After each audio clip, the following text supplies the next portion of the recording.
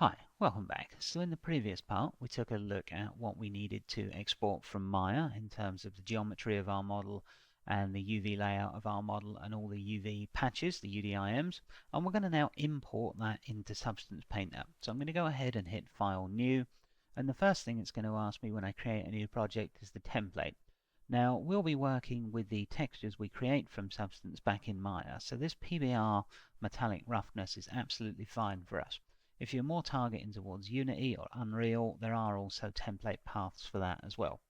So we now need to give this a mesh, and I'm going to come in and I'm going to select the mesh here that we generated from Maya. Now we've got create a texture per UDIM tile. Now this is create a texture per UV tile. We have 12 for this project, so we're definitely going to want to do this. Now our document resolution can be changed at any time. I'm just going to flick it into 2K here because that's what I normally work with.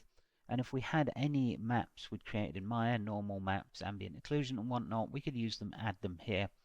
In this case, we're going to use Substance Painter to create all of the maps for us. So I'm just going to go ahead and hit OK, and this should import my geometry here into Substance.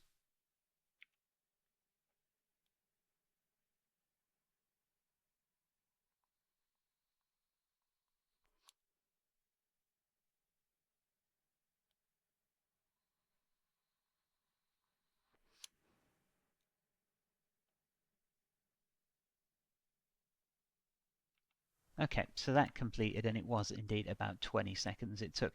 Now, we can't really see the output of the ambient occlusion here. What we can see is some weird, or we can see the output of the ambient occlusion, but not terribly well. We can see some weirdness going on here. Let me just make this brush a bit smaller. So if you look around here, there's very weird artifacts going on here, and I'll explain this in a second. But first, let's take a close-up look at our ambient occlusion. So hit F1 on the keyboard so we can see the map here, and then we can really get to see this, kind of what is going on here. And if we turn on the full texture set, you can see what it is. It's baked ambient occlusion for this mesh onto this one, which is not such a bad thing if you're going to do a totally static shot, if you're never going to move this guy. But right now, if I animate this guy and move the head, this is going to look weird. So that's one of the first settings that needs sorting out. Now the second settings that need sorting out is our quality setting here. You can see some grain. It's actually quite difficult to see. So if we go over to the viewer settings and set our mode to additional maps, and then we move this down to ambient occlusion, we can now see in both this viewport and this one the output of that ambient occlusion. And now we can really see the disadvantage of having the ambient occlusion baked from this mesh onto this one if we ever need to move this mesh. So if we nod this head at the moment, that's going to look very strange indeed. Now if we do a quality sampling, look, very noisy, very grainy, not so great at all. So in order to fix this, we'll go back to the texture set settings and hit bake texture. Now part of this will be due to there's no anti-aliasing, but part of it as well will be to do with the number of rays we're casting into the scene. Generally speaking, the more rays, the smoother this will get. So if I just crank this up to say 200, which is 160 more than the default, and hit bake tile 1 texture set, you'll see we get slightly less grain. Okay, now if you see here we have slightly less grain. We still have some grain, but it's less. But in terms of the rendering time taken, or the baking time taken, it was approximately 3 times as long with those extra rays. So again, in terms of cost of your time, it's going to take longer, and this is going to become exponentially longer when we start to use anti-aliasing. In fact, I've gone ahead so I don't bore you all to death watching me bake out, taking a few screenshots here in Photoshop to show you some of the difference. So this is ambient occlusion at 200 rays. This is ambient occlusion at 400 rays. You can see that cleans it up quite a bit, but again at the cost of bake time. And this is ambient occlusion at 900 rays. Now you can see after 400 rays the time taken is a lot longer, but the difference in quality is not massive. So, you know, just cranking the settings up to maximum, while it will give you a small improvement in quality, you will definitely hit a point of diminishing returns. You'll hit a point where you're baking for an extra 8 hours for a very small improvement in quality. Now if we look here, 900 rays, if we look at the next one, we've got 300 rays here with the ambient occlusion interpretation. If we bring up the bake window, set from linear to smooth. So we set the ambient occlusion attenuation from linear to smooth. This gives us a slightly smoother, and in this case, a slightly darker ambient occlusion, which is actually what I'm looking for. Now you'll see we still have some graininess here at 300 rays compared to 900, but again, the time taken, this is much, much faster. Now, if we start to look at anti-aliasing, you can see at 300 rays with the anti-aliasing on, that quality turns up immeasurably. A lot of that graininess here just disappears with the AA on. And you can find the AA settings under Common. Here, anti-aliasing 2x2, 4x4, 8x8. This was done at 2x2. Now, this took probably about a minute, 2 minutes, if that. This took about 45 minutes. So just turning that 2x2 AA on, and this is at a 2K resolution, this map, took about 40 minutes. This one is at 4x4, and you can see that there is a very small difference. If you were working on a massive texture set, you were aiming to get this out at 8K for an extreme close-up, then that difference might be more pronounced. But for me, the difference between rendering 2x2 AA and 4x4 is a case of hours, not minutes. So it will take hours longer to bake out the texture. So again, you've got to decide for yourself whether that is an issue of how much time you want to spend on it versus quality. For me, for this particular project, because most of it will be seen as not close up, most of it will be seen as the whole model overall, and I'm only going to eventually be rendering this guy at 1080. He's not going to be rendered out as an 8K monster image for printing or anything. For me, the subsampling of 2x2 is absolutely fine. This way, all of my maps will take about an hour and a half to bake out, as opposed to 12 hours. So again, it's a quality issue. So for our ambient occlusion, there is one other thing I wanted to talk about. Now, I'm going to come here and set the subsampling back to none, just so we can do a faster bake of this. And we're going to look at, let's just get rid of this for a second. We're going to look at what's causing this here around the neck area. Now, it's obvious that this is occluding this, and we don't want that, especially on things like the arms here, because they'll move around, and then if it leaves a big occluded shadow somewhere, this is just not going to look right as soon as we start to animate this guy. So let's go back into the bake textures, go to the ambient occlusion. We're going to leave the attenuation, we're going to change to smooth, sorry, as I've done in the examples. Self occlusion, we're going to only same mesh, so only occlude on the same mesh. Secondary rays, 300 is the winner for me for this particular project. Like I say, I've seen a lot of people that will crank this to max, they'll crank the texture size under common to 8K, and then they'll crank the anti-alias into 8x8, and then wait 24 hours. We do not want to do that. Let's bake this out, just the first texture set here, and this with 300 samples with no AA shouldn't take very long at all.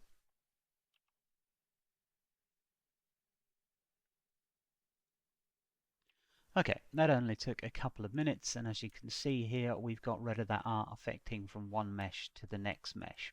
Or not, it's not an artifact, it would be actual occlusion if we wanted that. So if you are doing a still shot, i.e. the character's never going to move from the pose that you're painting it in here, you might want to leave that occlusion to its default setting, which by default would be everything, basically, always occlude everything. We're going to go for only same mesh. Now the rest of this we can leave as it is, and now we want to take a look at some other maps before we do our final common settings. So for instance, if you wanted to generate a curvature map, now curvature maps are fairly essential within Substance Painter for doing things like worn edge masking and stuff like this. You need to know where the curves are. So let's just bake a curvature map at its bog standard details. So I'm just going to bake again just the chest, and this will be very fast, maybe 20 seconds. Oh, there you go, not even 20 seconds. So let's come in and turn our viewing setters from ambient occlusion to curvature, and you can see that I've generated this curvature map here. You'll also see that it's quite bitsy around this chest area, not really something I'm looking for. Now, one of the reasons for this is because curvature by default, if we go back to bake maps, is left set to per pixel. Now, per pixel is a great algorithm to use if you're coming to bake a high-res mesh to a lower res mesh. If you're just baking one mesh, i.e. you've taken your high-res or mid-res, in this case, mesh into Substance, we can set this to per vertex and bake it again, and you'll see a lot of this clear up. This kind of grainy, there you go. So in this particular case, because we're not using a lower res mesh, you'll see that it works better for us on per vertex. Now, I can also show you the difference between per pixel and per vertex here in the corner, where we've got a sort of inward curvature here. So let's hit bake texture again, and this is what it looks like per vertex. And let's just move that to per pixel and hit go. So bake 101 texture, just a chest plate, and again, shouldn't take long. Now you can see here that this is kind of jagged and rough. Okay, so in this case, we're definitely going to use per vertex. Let's get a curvature per vertex. As to the other settings, they can remain exactly the same. So our curvature is done. Now I'm going to come up here and apply to all. This will apply this to this setting to all of our texture sets. Now let's tick on our, well, one more thing with curvature. So if I bake this, we know it's going to take 20 seconds-ish. If I come up here and do an outrageous anti-aliasing, you might expect the time to massively shoot up, and we'll hit bake and see if that's the case. It's not, because this curvature is not going to pay any attention to that anti-aliasing. Our jagged edges went away here because we'd set it to bake per vertex, not per pixel. So there's some things the anti-aliasing affects and some things it doesn't. Basically, it's going to mainly affect your ambient occlusion here. So let's turn it off for now and let's get everything else set up. So we know we want curvature, we know we want ambient occlusion. We do not need ID. An ID map would be if we weren't doing UDIM tiles, if we just had one large tile and what we were doing was splitting it up by color, then you could arrange these texture sets by color, and for that you'd need a color ID map. So we don't need it. World space normal we want. It helped to compute many things with inside Substance. The same with position. Now there's very little settings on these, and generally speaking in position it's going to be left to exactly the defaults, and in world space normal doesn't even have any settings. Now we're not going to generate a normal map itself, because once again we're not going from a high resolution mesh to a low resolution mesh. If you were doing this during the baking process, the high resolution details actually get baked as a normal map onto the low resolution mesh, but because we're not using a low res to high res workflow, we don't need a normal map. Now thickness has pretty similar settings to ambient occlusion, and I'm not going to use it in this case. Thickness is good for computing, obviously, the thickness of an object, and it's great for things like translucency and things like this, something we're not going to deal with in this model. So as thickness maps take quite a while to bake out, I'm just going to leave them out. There's nothing on this model where I need to know the thickness of it in order to texture it, so in this case thickness can be left out. So let's look at our final settings. We've got nothing for world space normal. Ambient occlusion, we're using 300 rays, and we've set attenuation to smooth and self-occlusion to only the same mesh. Curvature, we're using pretty much the default settings apart from the algorithm, which is per vertex. Position, we're using default. Now as to the common attributes, what we've got here is anti-aliasing currently set to nothing. Well, if we refer back to our Photoshop document here, an anti-aliasing of 2x2 should be fine for this kind of project. 4x4 would give a better result, but it would also take an order of magnitude longer to compute. Now, for me, it's not worth the time in this particular case. Like I say, if you're going to get a very, very close, very, very high resolution shot of something, you might want to increase the anti-aliasing. The other thing I'm going to do is hit output texture to 4K, which will obviously again take much longer to bake, but I will be outputting 4K texture as a result, and that 4K output size will give me higher quality baked maps. So anti-alias into 2x2 in this case, and we can go down, and yeah, everything else is the same. This has given us the position, and we've already sorted everything else out. So these are the final parameters we're using. We're not using a low definition mesh, so we can change, we don't have to change any of this. And now we just hit bake all texture sets. And for that will take about, probably at 4K with 2x2 anti-aliasing, and a slightly higher ambient occlusion secondary rays. This will probably take about an hour and a half. So I'm going to hit bake all textures, and I will see you guys right back here when we'll take a look at the maps we've baked. Okay, so my map's finished baking out, and you can see what I've got. I've got pretty smooth, pretty clean ambient occlusion going on here. There is still a little bit of speckling, but again, for me, this quality is high enough. Now, one thing I would point out is I bake these maps in 4K, as we discussed in the settings, and my viewer is only set to 2K. So I'm going to be able to see these maps better if I set it to 4K, but that will slow everything down moving around in the viewport. So I wouldn't recommend you leave it at 4K unless you're using some sort of monstrous workstation graphics card solution, in which case you might be fine. So we can actually see the maps in the res that they're generated at now. So if we just take a quick flick through these under the viewer settings, you can see here I've got a curvature map. And again, it will take time to switch over to the curvature now. You can see my interface is kind of frozen up here, and it will take it a few seconds to switch over at this 4K resolution, which is one of the reasons I don't recommend working in it. So you can see my curvature map here, my world space normal, and my ambient occlusion.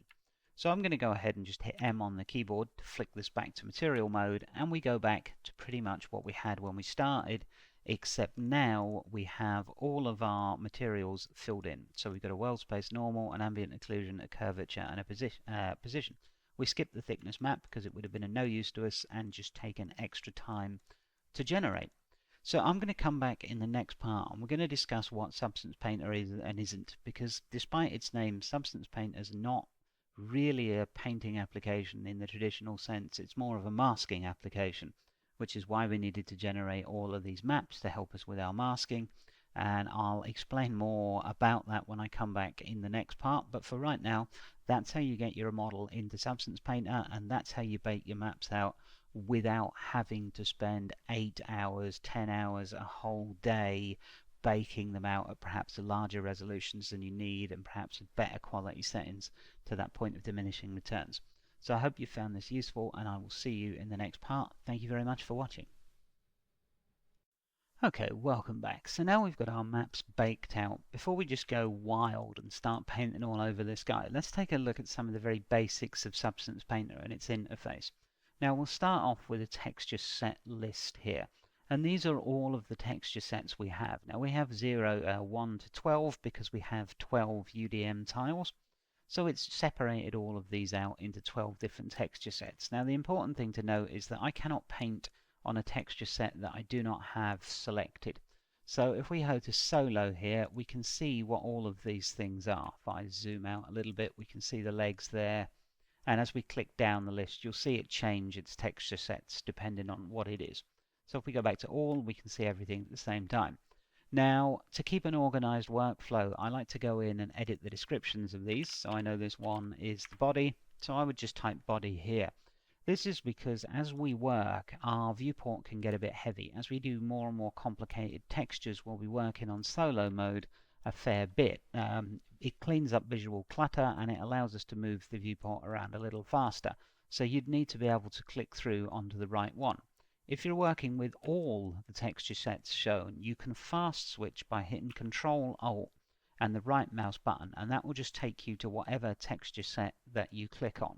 So if you've got this all selected, you could just jump around this way, but it still is advantageous to have this named. So that's the first thing. You cannot paint on a texture set you are not selected on. If you're selected on it, you can paint on it, no problem. If you're not, you can't, and you can't select multiple texture sets. Now the second important and fairly basic thing about the interface is the layers stack. Now the layers stack works very similarly to the layers in Photoshop. So I'm going to make an assumption that most of you folks know Photoshop even a little bit, and you know about layers. For instance, I can paint on this layer here, and then I could come in and add another layer, and then paint on this one, and turn this one off, on, set the blending mode, or set the opacity. Now we'll be doing quite a lot with layers, masking, fill layers, paint layers later on, so I don't want to get into it too much right now. Just know that this is the layers stack, and this is where you will stack up your layers to create the final effect that you're going for. Now, we also have to take into account when we're texture painting something, things like the environment light. So if I hold Shift and right mouse button, you can see I can move that environment light around and get a different view on it. So if I'm going to paint a rough texture and I want to check out the specular roughness, being able to move this around is very essential. Now, there's different types of lighting you can get in Substance Painter. Substance derives all of its lighting from environment maps, from HDR environment maps. So you can't just go in and say, okay, I'm going to put a spotlight over here and a fill light back here and an area light here. You have to do it from an environment map. So if you go to viewer settings, you can see here our environment map is currently set to panorama, which is default.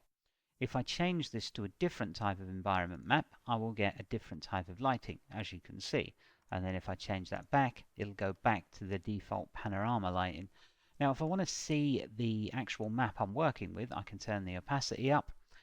You can blur it as well. Now, be advised that turning the opacity up and blurring it won't actually change the lighting on the character.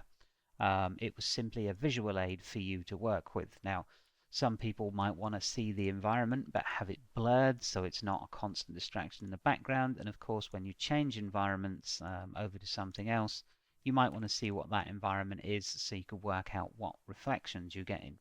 So basically, for the Substance Painter interface, you have the texture set list, the layers, and then you have your lighting down here under viewer settings. Now you can turn on the shadows here, which is fairly intensive, and you know, I never really bother with it. Sometimes I'll turn them on, but for me, I don't need them. When I'm texture painting, I don't want a big shadow dropping over something. Okay, so that's the basics. So I'm going to go ahead here and just turn that environment opacity off. I don't really need to see it, and I'm going to set it back to the default panorama. So realistically now, we know how to paint on a texture set and we can design some layers. The last thing we need to know is what really separates Substance Painter here. So I'm just going to get rid of that lot and stick a new layer on this. Now what really separates Substance Painter from a normal painting application, if we hit 1 on the keyboard to make sure we have the brush selected, I can go into the Paint Properties panel here, and you've got everything you'd expect to see. Size of brush, flow rate of brush, and you can come in here and draw in this little box to test it out. So for instance, if we had a less flow, then you'd get what we expect. If we had spacing between the brush, let's turn the flow up. Then as you can see, we've got spacing. Again, very similar to Photoshop in this regard. So let's just get a default soft brush. Stroke opacity will turn back up to 1, and that is our default soft brush. So you can kind of control this here with this. And again, we'll be doing things with a paintbrush, just the basics for now. Now, the basics in Substance Painter, as I said, what sets it apart is it paints color, height, roughness, metal, and normal, and it's capable of painting these all in one go. So if we take a look at our layers here, you can see those correspond to these here. And let's start off by just painting a base color. So let's get a red color, and you will notice here that we are also going to paint height, roughness, metallic, and normal. Now the normal is just the solid blue for no normal. Metallic is turned off. Roughness, let's turn it off. So fully white would be matte, and fully black would be shiny. The height should be set at 1. Obviously positive in this direction. Oh, let me just click that. Just a second, sorry about that. Positive in this direction will be a positive height, negative in this direction will be a negative height. So right now, let's just paint this red base color.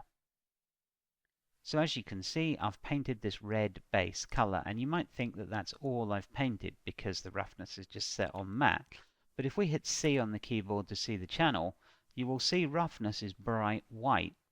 And this roughness is bright white because when Substance Painter painted that base red, it also painted this base white. If you want to stop that happening, you can actually turn off the roughness channel. So if I come in here and hit M on the keyboard for material, I can now paint, and if I cycle through, you will see roughness did not get painted this time. So I don't, just because I can paint everything together in Substance Painter doesn't mean I have to. I can also paint over things painted, for instance. So if I wanted to turn the roughness back on and create a mirror finish here, I can come in and create that mirror finish simply by painting over what I've already done. So in other paint applications, generally you would paint these things separately. First you would paint in your base color, then you would paint in your specular roughness, and things like this. In Substance, you can do it all at the same time. So for instance, I've done that with a paint layer. Let's get rid of that and let's use a fill layer. This will fill the whole layer with a paint bucket, as you might expect from the name. And this time I'll make this red. And now I can have control over this whole layer in one go. So I can turn the roughness down for a mirror finish, roughness up. I can do the metallic here so it becomes more metal colored. Or it looks more like metal, should I say, give it that metallic sheen. And I get to control all of these things in one go. I can also turn them off, turn off the roughness, turn off the metal. I can even turn off the base color and just paint height, which can be quite useful if you want to paint on top of this. Now, because this is a fill layer, I can't actually paint on top of it. This is going to affect everything at once. If you wanted to just paint some height, you would have to take a paint layer, not a fill layer, come in here, and now I can paint some height on there. In fact, with a soft brush, that's rather difficult to see. So let's go down to the brushes and get a default hard brush, change the size, which is Control right mouse button and drag the mouse. And now I can paint some height on here. So you can see I've got a little bit of height on there. Let's get a little bit more height for the next stroke.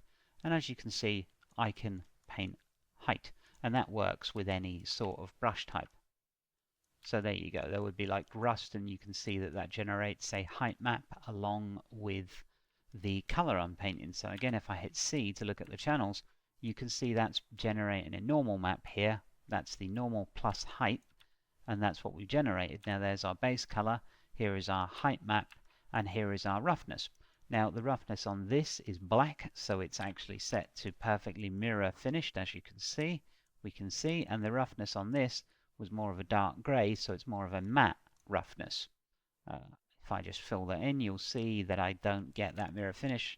I get slightly more of a matte effect, and that will have to do with the roughness here. So let's turn the roughness up and paint back over that, and as you can see, very matte. So that's basically what sets Substance Painter apart. Substance Painter is going to paint on all of your channels at the same time if you want it to, making material creation a little easier. A limitation of Substance Painter, as opposed to say Mari, is you can only paint on one texture set at the same time, and you're also limited to lighting with an environment map. Now, these aren't huge limitations, and there's definitely ways to work around this. I mean, most of the time, we're going to be taking our finished textures from Substance to Maya anyway, so we don't really need a massive control of the lighting. And the same goes for painting on just one texture set at the same time. It's really not much of a problem if you've set your texture sets up, whether that be a Material ID texture set or a UDIM texture set, as in this case. If you've set those up properly in Maya, then that's really no limitation. So most of the stuff we'll be actually painting in the next part, or we'll be starting to paint in the next part. And any of the other things in the interface, like all of the things on the shelf here, we'll actually go through as we are working. I think we've got enough knowledge of the interface now with the texture set list, the layers, the lighting, and the brush properties to jump right in the next part and actually start doing something interesting like painting this guy. So thank you very much for watching, and I'll see you in the next part. Hi, welcome back. So now we've had a chance to go over some of the basics of Substance Painter for setting up our model. Let's actually do some painting. Now before we start, it's quite important that we use some reference material. So I'm a big fan of this Dan Jones chap from San Diego, and he creates these mechanical style robots. If you just search for Dan Jones Tinkerbots, you'll find lots of his work, and I'm a big fan of the way he does his wear and tear and stuff like this. So I'm going to use his materials as inspiration for mine. If you see on this backpack here, if I do a zoom in, whoops, there we go, you'll see it's built up of various layers of this metal. So it's got some paint on the top, then it's got some shiny edges where it's worn, it's got some dirt, it's got some general texture, and I'm really liking this to make the underneath portion of our head, because we're going to do our head in this sort of creamy color with this base sort of cast iron material showing through. So let's go into Substance Painter, and the first thing we want to do is make sure we're on the right texture set. Now I've gone ahead and named all these in between the parts so not to bore you to death, but we're going to use head upper for now, and if I hit solo it'll get rid of all my visual clutter. Now we need to create a base color.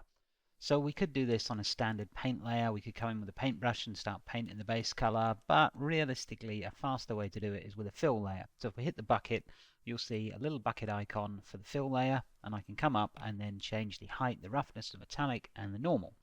So I'm going to do a fairly dark base color here. This is going to be a dark metal as to our reference. Now I have my reference open on another monitor, and I can't recommend enough, regardless of what you're texturing, which program you're texturing it in, always make sure you have plenty of reference open that you can look at. So let's do a slightly lighter color here for the base, and I'm going to give this a name of base cast iron. Now it is important to note that Substance Painter does have what it calls smart materials here, you can see.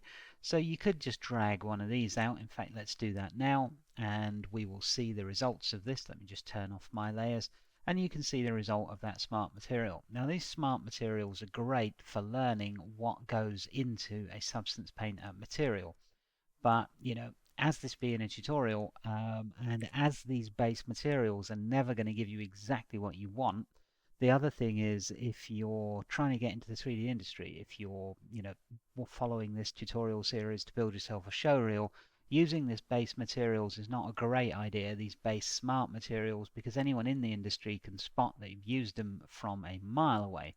So, perhaps submitting that is not the best thing you can do. Right, let's turn on our base cast iron, and let's just delete this layer 1 that comes standard as part of the texture set, because we don't need it. So here is our base layer.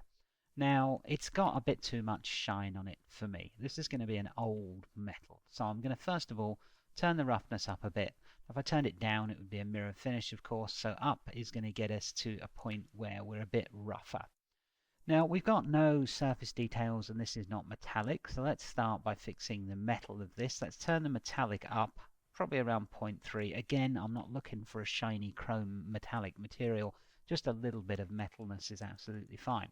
Now the first thing we want to do is give this thing some sort of texture, because metal, especially cast iron, has that beaten sort of worn look to it that this just doesn't have.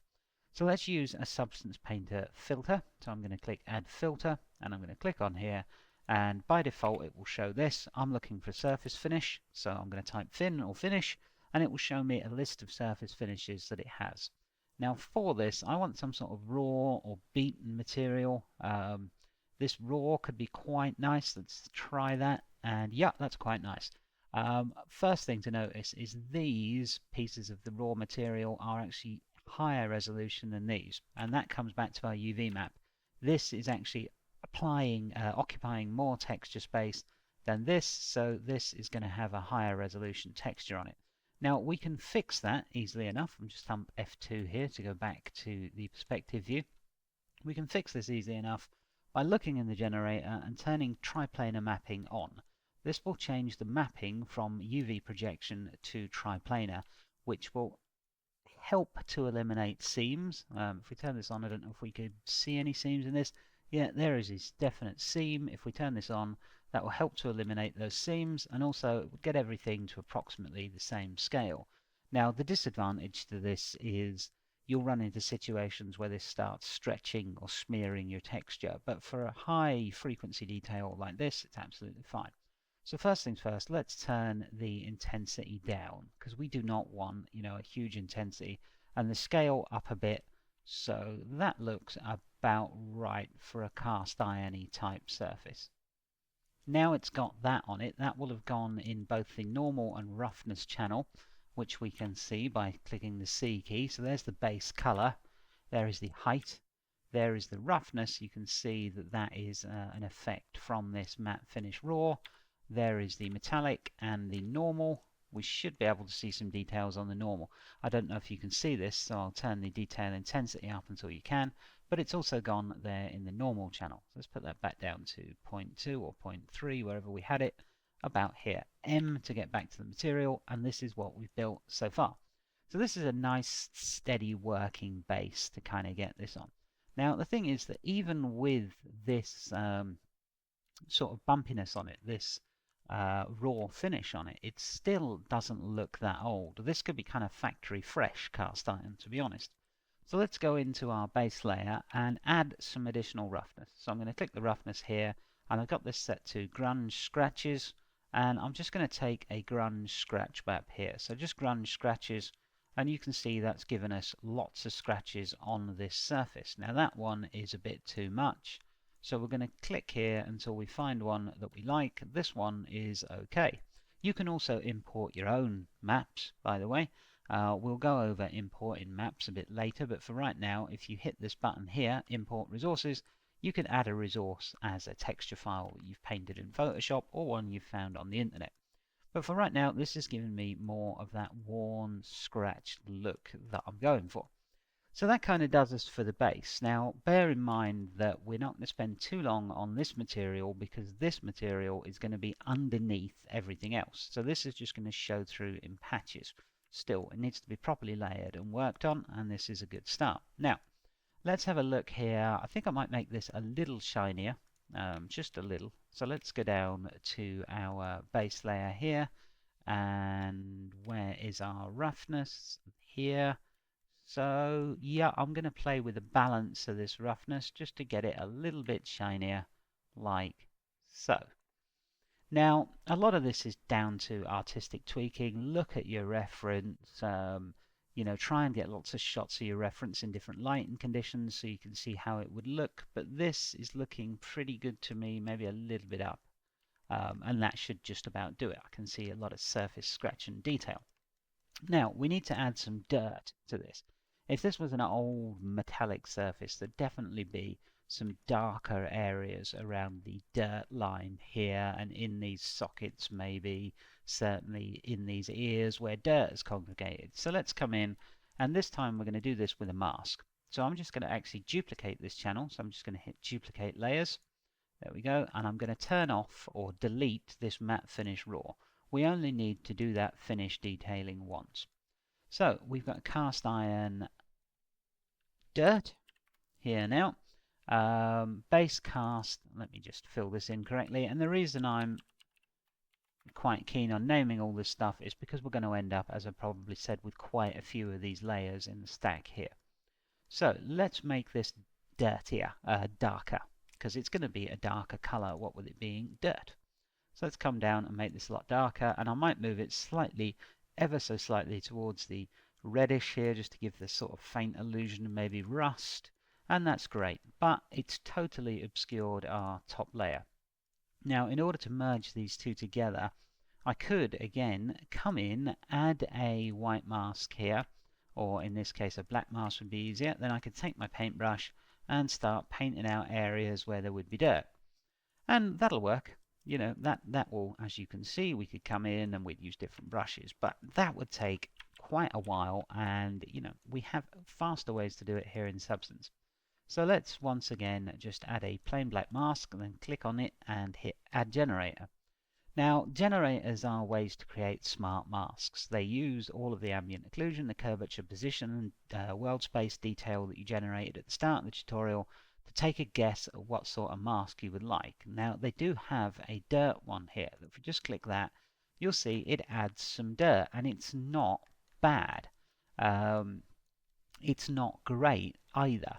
So if you're looking for a really quick solution, obviously you have some control with this dirt map, as you do with everything in Substance.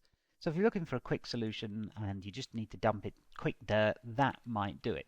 But we're going to do something a little more complicated.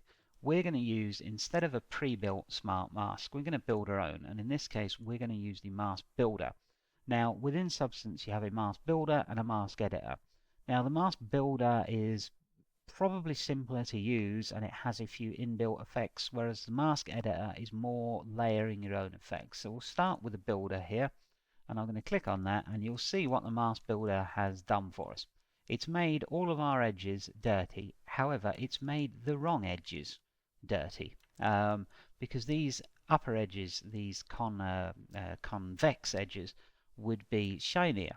where they've worn. They wouldn't be dirtier. So let's go into the mask builder and see what's going on. To make this easier to see, I'm going to click Alt and click on the mask, and you'll see here what it's done. Anywhere white is going to be dirty, and anywhere black is going to be clean, or the metal we have underneath. So let's come in and let's just click on this mask builder and see what we can do about that. Now the first problem is we've got it on the wrong edges.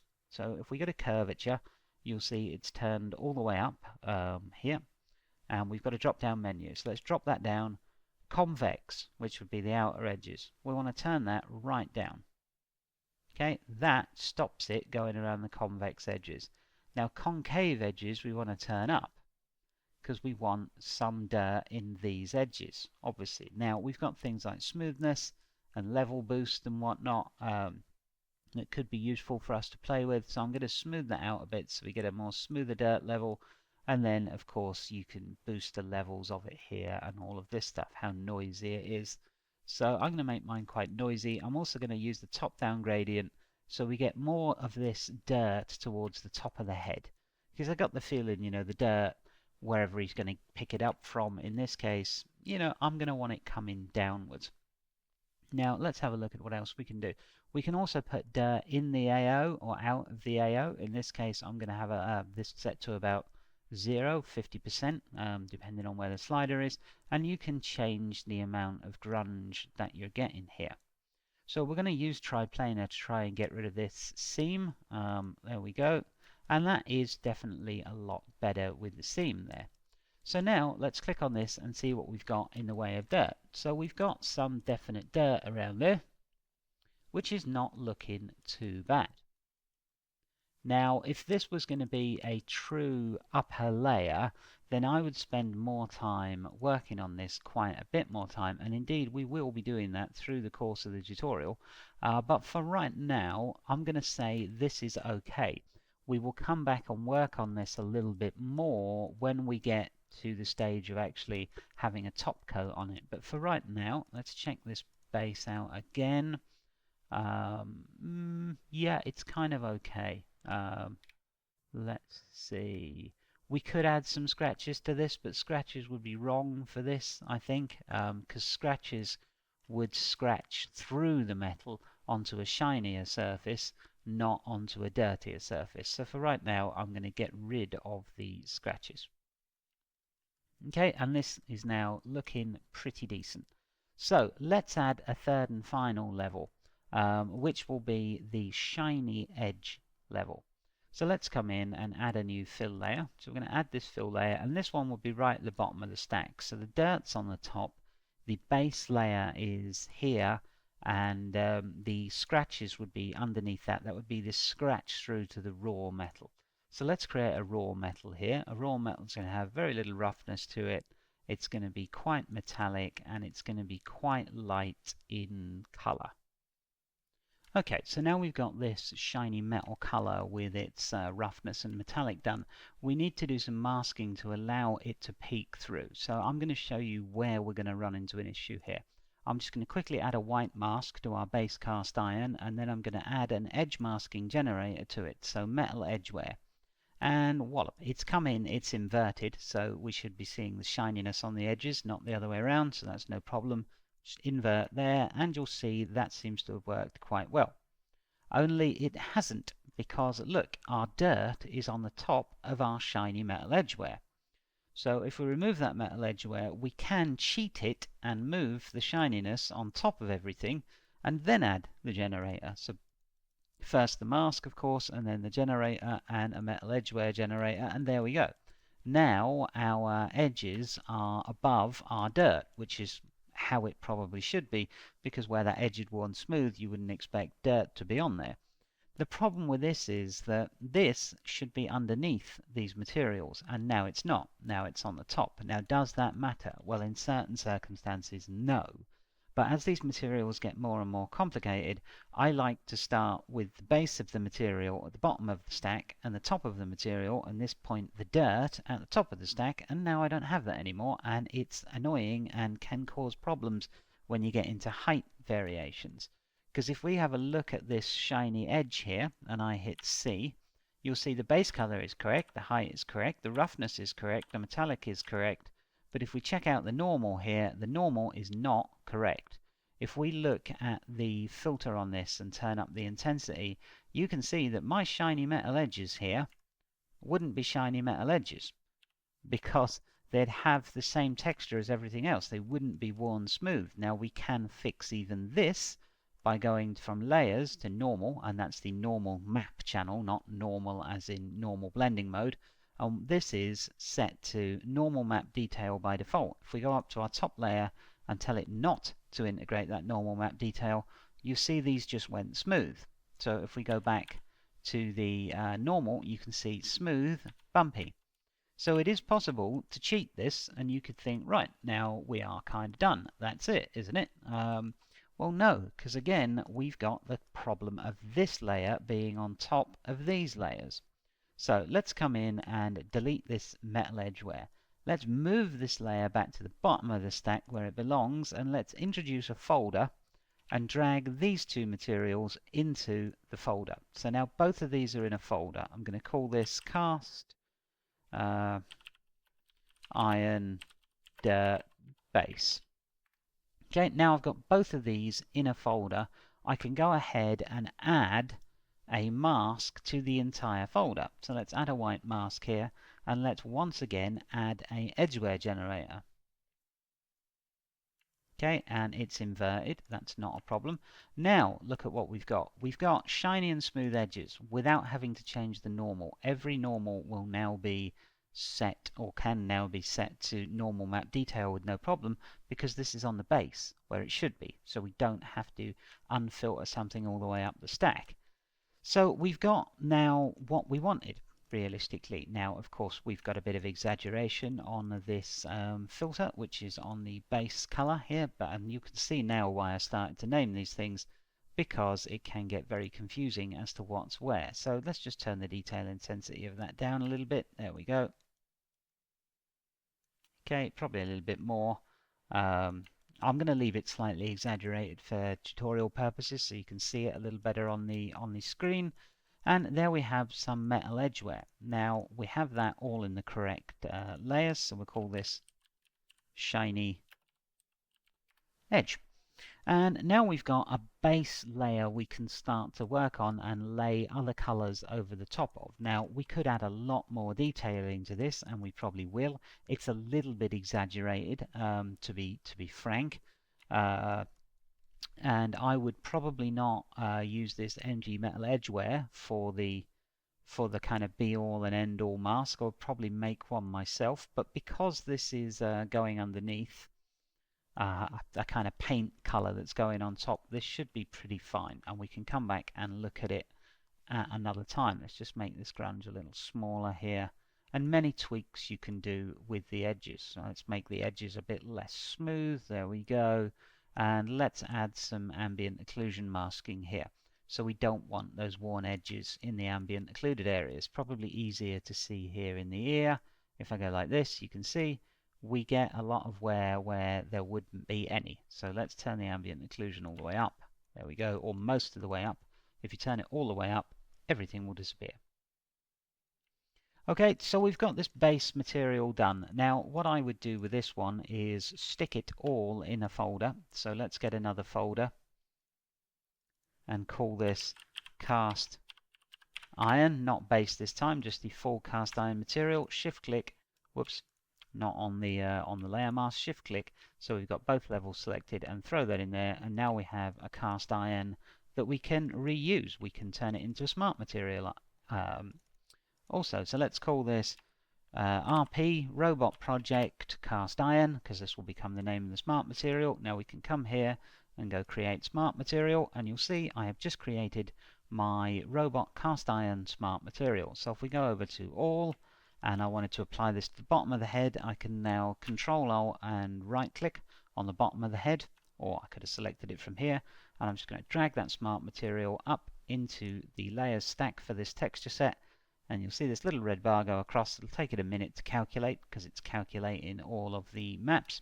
and there you go. Now I've got that same cast iron sort of metal grungy texture, base texture, on the bottom of my head also. And again, I could take that and layer it on anything else. I have now made a smart material. So that was our first look at some of the masking and materials within Substance Painter. Now it can be fairly confusing when you first start Substance Painter, what goes in a folder, which mask goes where. So make sure you keep your naming conventions up and make sure you pay attention to the areas you're masking. Things like dirt wouldn't be on top of shiny edges and stuff like this. And I'll see you in the next part when we'll continue by building the surface paint texture for this head. So thank you very much for watching, and I hope you found something in here that was useful. Okay, welcome back. So now we've got a kind of base grunge material going on here. Let's take a look at our reference, and we want to do this sort of powder coated top on this. So to do that, we're going to need to add some more fill layers. So I'm going to come up here and click add fill layer, the one with the paint bucket, and you'll notice that it's added that fill layer into my robot cast iron group, which is not where I want it at all. Now I can drag and drop these layers around, but the easiest way to make sure Substance puts your new layer in the place you want it is to click on the thing that you want the layer above and click add layer. So now we've got this layer. If we look at it, you'll see that the normal information from the channels below is being passed up the stack. So I can see that surface detailing here from this metal surface finish. Now I can turn that off if I want to, if I don't want it passed up the stack for whatever reason. If I go to normal and change the normal map blending mode here from normal map detail to normal, you'll see that disappears. So if you need to get rid of some base detail, for instance, if you only wanted that base normal to show through when you did this, now I see the base normal. Okay, and if we just go to normal and let's see, normal map detail, you will see I've got a base normal everywhere now, and I've got a base normal now only in this part of the portion where it's black. So if for some reason you were doing sort of a thick coat of paint, and we can probably crank up the intensity of this normal detail so we can see it better. There we go. So you can see that's only around the areas that we've masked out. So if you're doing a thick coat of paint and you didn't want the base detail to shine through, there's one way to do it. However, I'm just going to turn this back to normal map combined so I get that detail everywhere for now. We may change that later depending on how much intensity we want and how we end up with our material. Right, let's just add a white mask to that to get rid of all this. So let's do the material now for our base head color, and we're going to go with a sort of a beigey yellowish color. So I'm going to bring this up, I'm going to extend this out, I'm going to click here so I can see my colors, and I'm going to get that beigey yellowish color that I'm looking for. Now this one is okay as a start of the base. I think that matches the reference pretty well, sort of this color. Maybe the reference is a little deeper and darker and more saturated, so let's do that. There we go. Now if I want an exact color, I can of course color pick that, but in this case I'm not trying to match the reference exactly, I'm more using it as an inspirational piece. So that's done that. Now this is also a little shiny, I think, so I'm going to turn the roughness up a little bit just to knock that shine down ever so slightly. So let's name this so we don't get in a mess. So I'm going to call this base yellow color. That'll do. And then I'm going to duplicate it because I want to make some dirt on this head right now. So let's just duplicate this layer. That way we don't have to mess with the roughness or anything else again, and then we've already got a mask on it. So let's look at adding a fill layer to this to put some dirt on it. So let's come in and change the color of this material to a more dirty brown. So somewhere around here, I want mine quite orangey, I want it to look a bit like tea stains. And then I'm going to click on the mask and click add fill. So now we've got a fill on there with 50% grayscale, so obviously black would be show everything through, and white would be, show nothing, so 50% is half and half. And let's add a image to this fill. Now I want something with leaks, maybe a leaky texture. So let's see if we've got anything, if I can spell correctly. There we go. And let's see, we've got some grunge leaks, large, small. I'm kind of liking the way these large leaks look. So there we go. So this is the kind of thing I'm looking for, but possibly without so much of the hollowness. So let's try these small leaks. Okay, these small leaks are looking okay. Let's go to texture projection triplanar. Okay, and let's increase the scale of this by doing the UV a few times. Now what's happening here is I am inverted, so let's invert this, which we'll find here. There we go, and that's a little better. So let's just play around with the balance until we get something we are happy with. Contrast maybe up a little bit, and these leaks are still way too big. Okay, I'm kind of liking this. Okay, so it seems like I wasn't inverted, I just didn't have enough scale. So I'm kind of liking this. I'm liking the way it's falling down the front here. I'm not too happy about up here, but that's fine for now. We can also try and do a UV rotation to get it a bit more where we want it. So let's see. And this can just take a bit of time to get the look that you're going for. Let's see. Let's move this across. Yeah, I'm kind of liking this with these drips down here and this drip up here, this drip here, some nice drips around the head. We've got an overall level of sort of grunginess here. Now, we will be coming back to these when we finish them and doing some hand painting, but for now, this seems to be about fine. It's probably a little too much, a little too dirty in color, but again, I like to leave it a little exaggerated so it's easier for you guys to see when you are watching the tutorial. Now let's come up here and duplicate this layer again. So let's duplicate this layer again, and this one will be, let's just change the color of this one to streaks, and we'll change the name, not the color, sorry, the name of this one to dirt. And now we need some dirt, so I'm going to come in and change the color of this. Let's see here. Let's make it quite a dirty brown in this case. Sorry, my autosave jumped up there. And let's add a generator to this, and let's just use the standard dirt generator.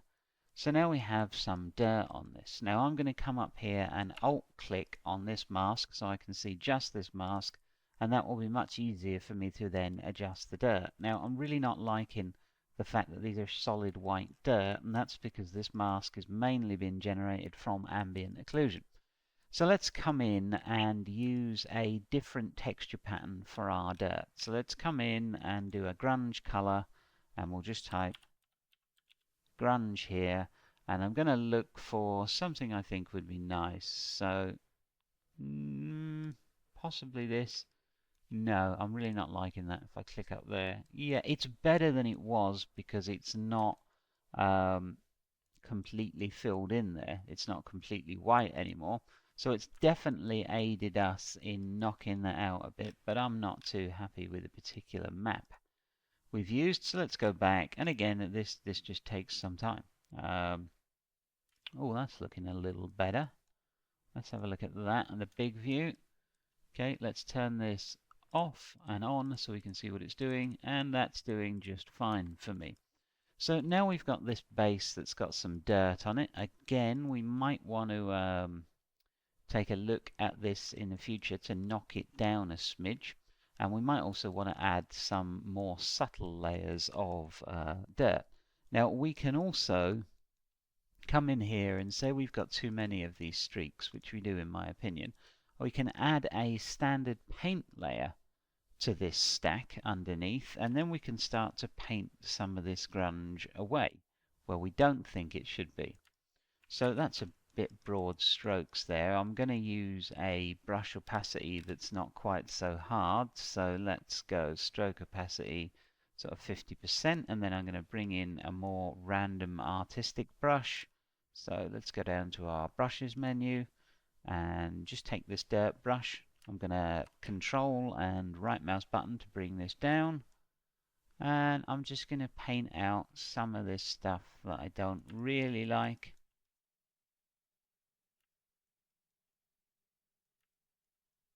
Okay, so again, this can end up taking a while to do. I just want to have some raised areas here where I don't think it would be so muddy, or so dirty, should I say.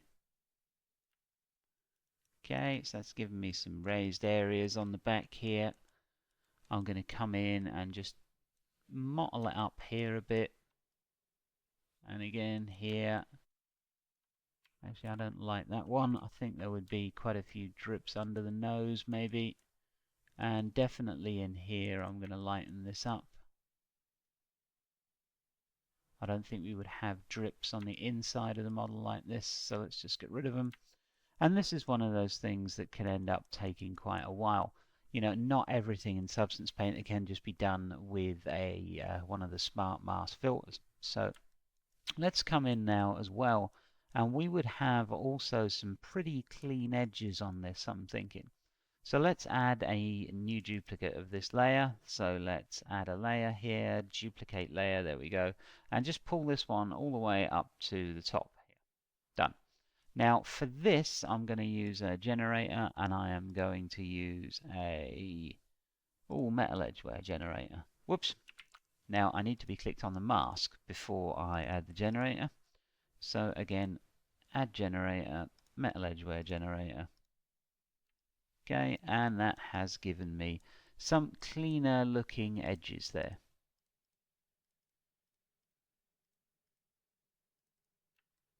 Okay, so let's turn this off, see what contribution this is making. And okay, our dirt now is not doing as much. Let's take a look at the map for this metal edgeware generator. And you can shift click and turn maps off, by the way. So if you wanted to see the difference with this map off, off, off, off. So just a handy hint there. Okay, but actually, apart from this dirt here, which is not really showing up a lot, let's work out why that's not really showing up a lot, because it should be showing like this. And it is here, and then we put this one on. So there's something going on with our metal edgeware generator. So let's alt click on this, and yeah, you can see that this is not right. So let's invert our metal edgeware generator. So let's click it, or actually I've added a dirt to that. That's why it's not right. Okay, sorry folks, wrong generator. And there we go, that's looking a bit better. I thought our dirt had disappeared a bit there. Okay, so now we've got our shinier edges again, but it's a bit too much. So let's come in and alt click on this mask. Now we can see our shiny edge contribution. Now we're using the right generator. Apologies for that. So I'll just alt click there again. And we'll look at this metal edgeware generator and what we can do with it. Now we want to mask the ambient occlusion. We don't want any occlusion inside the model, so that's one thing. I'm going to turn the curvature weight down a little bit so we don't get such quite pronounced edges, and I'm also going to use a custom grunge texture here to try and jagged up these edges a bit. Now I'll probably go with, let's see what this does. Yeah, the fingerprints one is actually not too bad. Let's see what that looks like. And there we go. So with this off, with it on. So the change is quite subtle. It's just giving us a little hint. In fact, it might now be a bit too subtle. Let's go shift. In fact, we could probably turn the curvature weight back up to get it less subtle. Yeah, there we go. So if you see here, you'll just see that lighten up ever so much, which is kind of what we wanted. Okay. So now we've got some dirt on this guy. It's probably a little over exaggerated, but that's fine. We can live with that. We can start organizing this into a folder. So we've got here base metal color copy. This would be base yellow edges. This would be color streaks, color dirt, and base color. So in this case, we can just take them all and put them in a folder. So I'm going to select them there and go back. Call this base yellow dirty. Now we probably won't end up with it this dirty. I like to over exaggerate when I'm starting and then come in and remove detail as opposed to the other way around. So in the next part, we're going to look at blending these two materials together, this base yellow dirt material and this base cast iron material.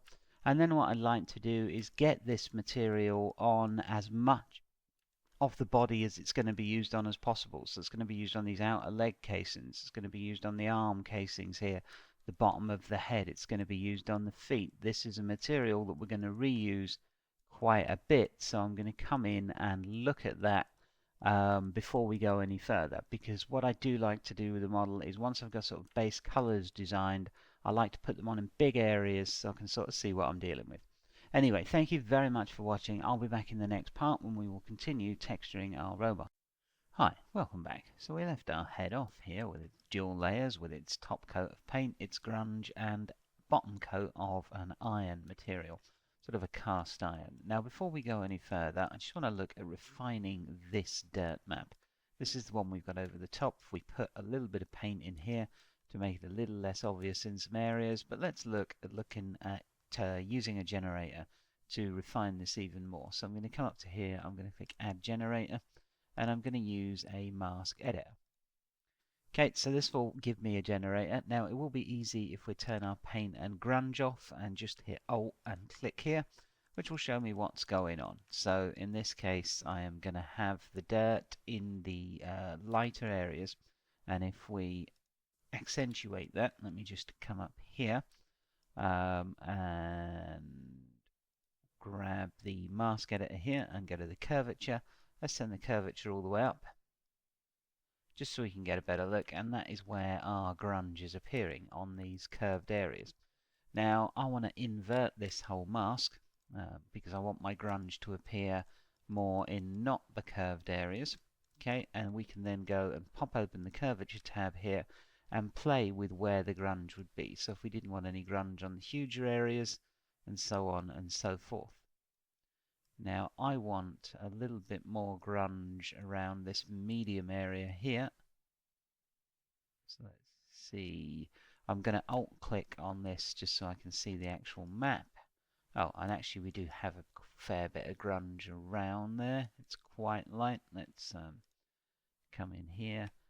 And we don't really need to do that much with this sky. We're just going to use it as a base mask to layer the grunge that we've already got on top. So let's take a look at doing that right now. So this is what we've got, and this is obviously not what we want. This would be far too obvious. So let's move up our grunge layer. We're going to move this to top. So let's move to top. There we go. So this is going to sit on top of everything else. And if I hit it now, you'll see nothing has changed. We aren't really using this at all. That's because we need to set the blending mode of this to linear dodge add. And you'll see what happens here is, let's try multiply instead. And that's the one we want. So in this case we want to multiply the results together, and you'll see that when I flick this off, it takes away a lot of the grunge from everywhere where it isn't, if that makes sense. So we're going to get the grunge where this is dark, and we're not going to get so much of the grunge where this is light.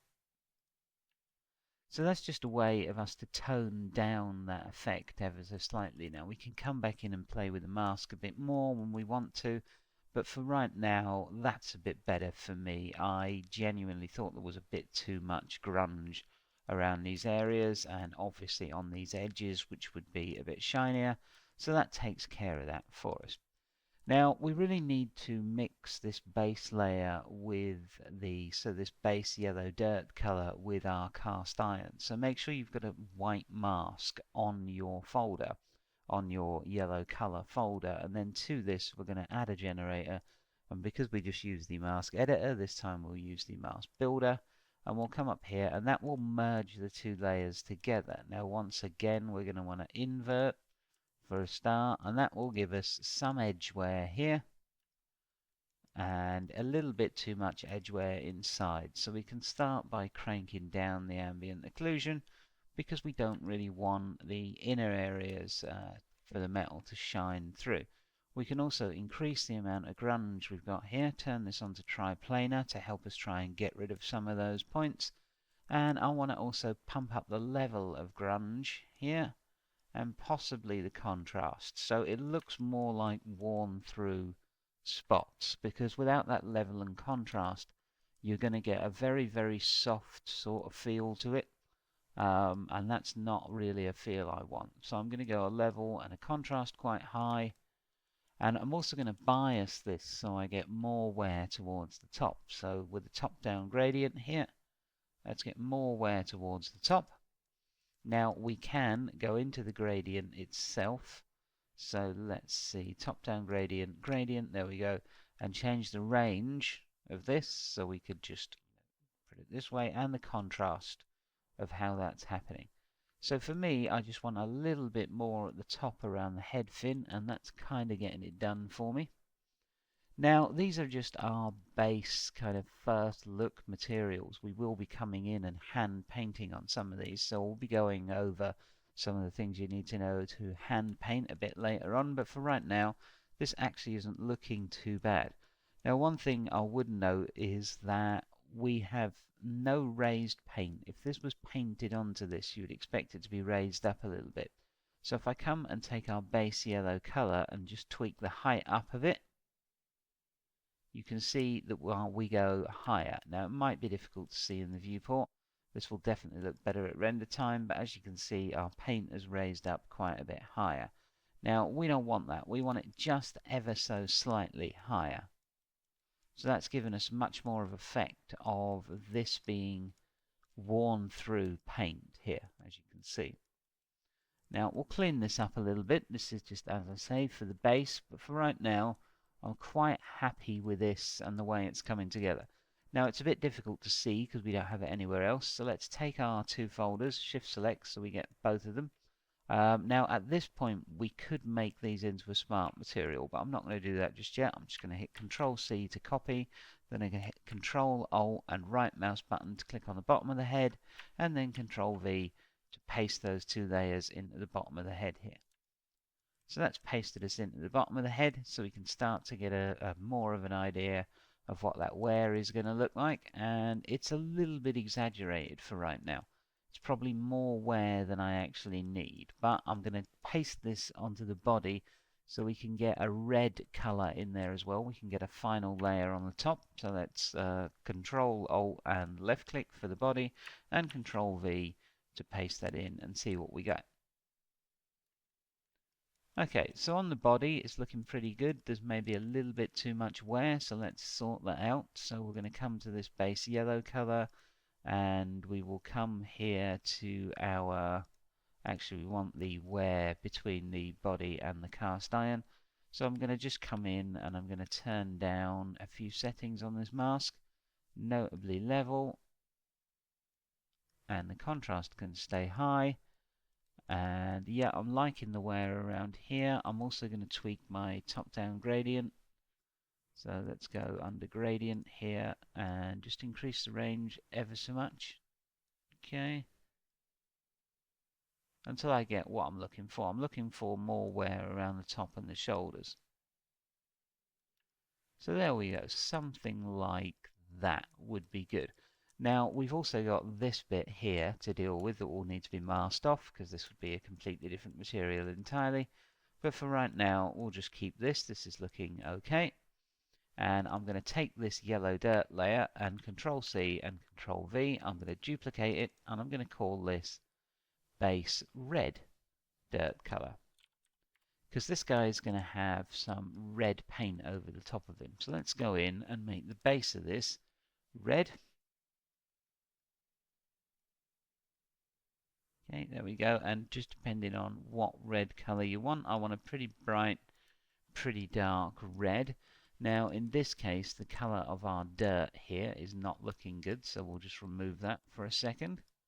And this dirt is probably not dark enough now. So again, things will need tweaking ever so slightly. Alright, and that gives us our red base dirt color. But we want to mix a bit of this in with the yellow, because if we had rough spots on this, then we would definitely expect the yellow to be shining through a little bit with them. So let's go here and let's grab our mask and let's just turn the level of this up a bit, and that will allow some of the yellow underneath to shine through, which gives us a sort of three-tone effect on the red here. So you've got the base color of the gunmetal, then you've got the yellow, then you've got the red. Now the red for me is got the height on it. So if we come in here and rename this base color red, all of this will need to be renamed because we copy and paste it. Base red color. I'm just going to turn the height of this down to 0.02. There we go. And that will allow us to shine through here. So I'm going to come in, I'm just going to turn off the yellow layer for now. Okay, so that's what difference that making. I'm going to take this yellow layer and this mask here. And let's see which mask do we actually want to edit here. Okay, it's this one. And I'm going to play with the level and contrast. There we go. So I'm going to pull that level up until that goes black underneath. There we go. That's looking a lot better. And I'm going to tweak the level of this red here just to show a bit more of this yellow color through the bottom of it. There we go. Pull the contrast up a little bit. Alright, now we have our red body color. Now in this case we'd need to mask out this guy here, which isn't exactly too difficult to do. What we'll do is hit F1 to see the UV view, and we need to mask this guy out. So in this case I'm just going to do a new fill layer, and then I'm going to mask this. So let's add a black mask. Okay, and I'm just going to paint this white, which will allow us to mask that. Now, let me just see here. Now, you'll notice that if I click this, you'll see the brush is kind of running away down here as well. This is because what the brush is set on. So if we look under brush, you'll see its alignment is set to tangent wrap. We want this just to paint in UV space. I also want just a nice hard brush.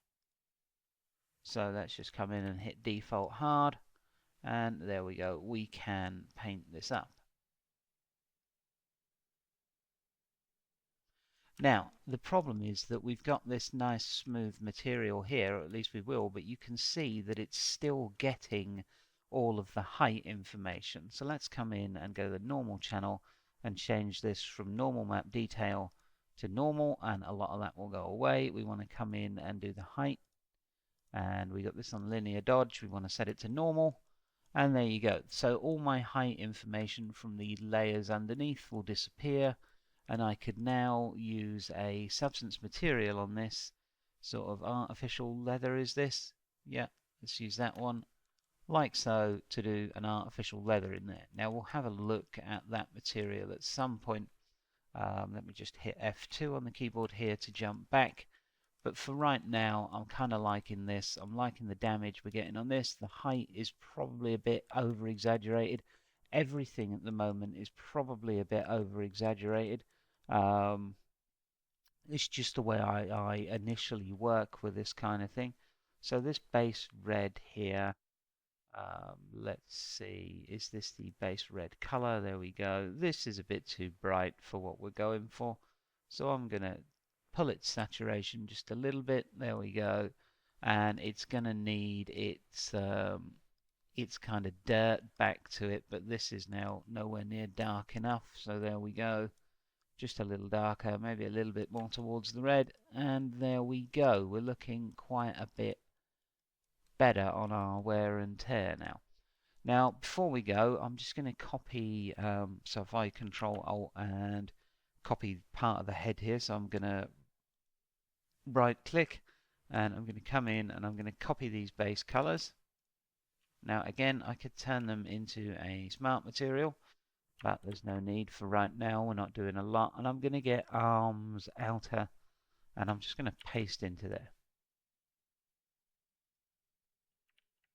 So okay, well that wasn't 100% successful. Control C, and let's click on these arms.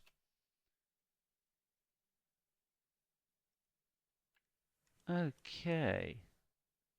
Alright, yeah, something has gone very wrong there with my copy and paste operation, so I'm just going to do it again. I'm not quite sure how I managed to get that wrong, but there we go. So Control C, click over to this one, arms out, Control V, and there we go. As you can see, with this geometry, we're showing a lot more of the metal here. So, I mean, that's not too difficult to sort out. We'd need to go to this mask, and probably what's doing it here is the top-down gradient. No, so AO, we want that all the way up because we don't want our color inside here necessarily too much. And let's see, let's alt click on here and see what we're dealing with. All right. Now let's come in and the curvature. We can turn this up a little bit. Okay, we're going to need some sort of level here.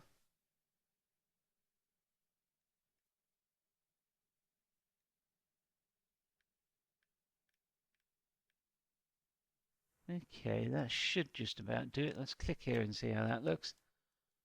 Okay, so we've got definite wearing patterns here on these arms based upon the curvature of them, but that's okay. I'm not actually minding this pattern too much. So right now we've got a lot of our materials done, and I'm going to go in between the parts and start copying these materials to other parts of the body, because even though these are not finished, and certainly in the case of this could use some tweaking, probably some hand painting, I do like to get an overall feel for my color. So for instance, I might use this red color here on our pelvis, for instance. So let's come in and make sure we don't get that fill layer. There we go. So 3 layers for this. Okay, and that should paint the red color onto our pelvis. It's pretty complicated piece of geometry because it's got the toes included with it, as you'll see down here in a second. Okay. And as you can see, with the setup we used for this one appears almost entirely gunmetal, which is actually not a bad effect. We can, of course, change it. Alright, so in between these parts, I'm just going to go ahead and copy our materials here to everywhere they need to be. So for instance, this yellow color to the outer legs here, and the bottom of the feet and the fingers, and we'll come back and we'll look at doing some hand painting, some tidying up, and some general tweaks to this, because my workflow within Substance is to get everything kind of fleshed out, get a base to work with, and then come in and sort of hand paint and do the tweaks and maybe any decals that need doing, logos, rivets, things like this. Alright, so thank you very much for watching, and I hope to see you in the next part. Okay, welcome back. So as you see, I haven't quite finished copying my colors everywhere yet, and I'll do that now.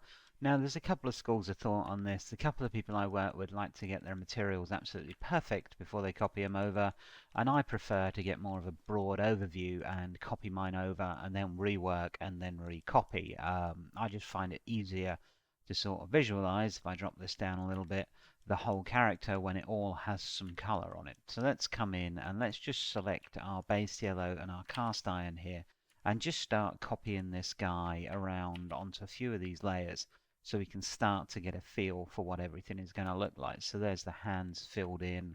Let's fill these outer leg casings here as well. So just copy that color down there. Now we've got no real color to fill these inside bits here, and we need to decide on what color this plastic tubing is going to be. So the plastic tubing I've done up here with a kind of sci-fi leather, and that will do for now. So let's just add a fill layer, excuse me, and then fill that with a material. Let's see. Let's see, artificial leather, that was the one we used, I think. So that will do for now, just for visualization purposes. And now we're going to need some inner color for these legs here. Now I think we'll do something rusty here. So let's start off by going up to the pelvis and I'm going to select the cast iron material we made, Control V. I'm going to come here and I'm going to use that as a base for our legs. So wait for that to paste in. Now that's way too clean and nice. So let's add a fill layer here and just use a material. So I'm going to use rust this time and use one of the inbuilt materials. They've got a fine rust material that's actually okay. And I'm going to go on to solo mode here because we've got a lot going on right now. Now, there's not really a lot we can do with this rust. We can change its intensity and whatnot, but we can randomize it up a bit. By default, it's actually not too bad as a material. So we're going to leave this like this. We're going to add a white mask, and then we're going to allow this cast iron to show through. So add a generator, and we'll just use the dirt generator. We're going to, yeah, is that good? Let me have a look. Let's bring everything else back. And realistically, no, that dirt generator should be the other way around. So let's invert it. There we go. And that's got us a nice bit of rust. Now, we're going to see some edges with this. We could use triplanar, but really it's not going to help as much in this situation. It's going to help a little bit, but we can just add a paint layer. And let's grab a bit of an artistic brush, anything that's messy, this dirt brush here. And let's just paint out some of these edges randomly. I would take more time with this, obviously, but I'm not going to make you watch me just paint on the screen here. So that's the basic principle. Wherever you see sort of a hard edge that is part of a seam, just come in and give it a little paint with some sort of random brush to take that away. So, okay, that is looking alright. I don't like the way it's all sort of congregated up here, so I'm going to hit X to turn the brush white, and I'm going to just paint a little bit more rust in here so it's not quite as hard-edged on the break, and the same thing the other way round. Let's come in here and do that, and those legs are now looking okay-ish. So we're at the point now when we can start to take stock. I mean, at the moment, this guy has way too much distressing on him. It's way too easy to distress stuff in Substance Painter, and one of the big problems a lot of people run into is the fact that they find out and they've done it, and because you can do it doesn't mean you should. So we're going to start to reduce the kind of amount of distressing on this. I do want to put some rust on this pelvis, so I'm going to copy the rust from here. In fact, I'm not going to bother. I'll start again with a new layer. It's probably for the easiest. Now the rust would be just under the or over the cast irons. Let's make sure we get the right place in the stack. Let's put one in here, and we're going to go base material, fine rust. And obviously we're going to need to filter out that rust somewhat. So again, we're just going to add a generator and use the dirt. Okay, so now we've got some rust on our cast iron here as well. Now that's probably a little bit too much rust. So let's come up and click this and play with our dirt here.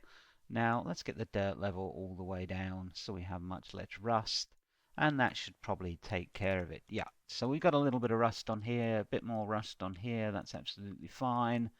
We should probably use some rust around these legs areas too. So let's go ahead and do that. What we're looking for is a build up here. We've got paint, we've got cast iron. On these red parts, we've got two types of paint. So, you know, less of one thing and more of another can be quite good when you start to layer effects together. We're still too exaggerated here, I would say, but I'm going to come in and tone this all down. I like to work on a sort of exaggerated workflow and then dial it back a notch. So let's add a fill layer in here, and let's once again add that material rust. Okay, so you can see that's gone all over the place. So add a white mask, and again use the dirt generator. It's built in, we may as well use it. There we go, and that's going to add the rust around our bolts and just a bit of random rust around the place. So that's not too bad at all, really. If we click on the mask, you can see where the major generation of rust is, and then obviously if that's a bit too much rust for you, you can go and turn the dirt level down, which I think I might do. That's up the contrast just a little bit, and then let's have a look at that. And that's a bit more subtle. We've just got some rust around, where water would collect around here. And that's looking, overall, I would say, a bit better.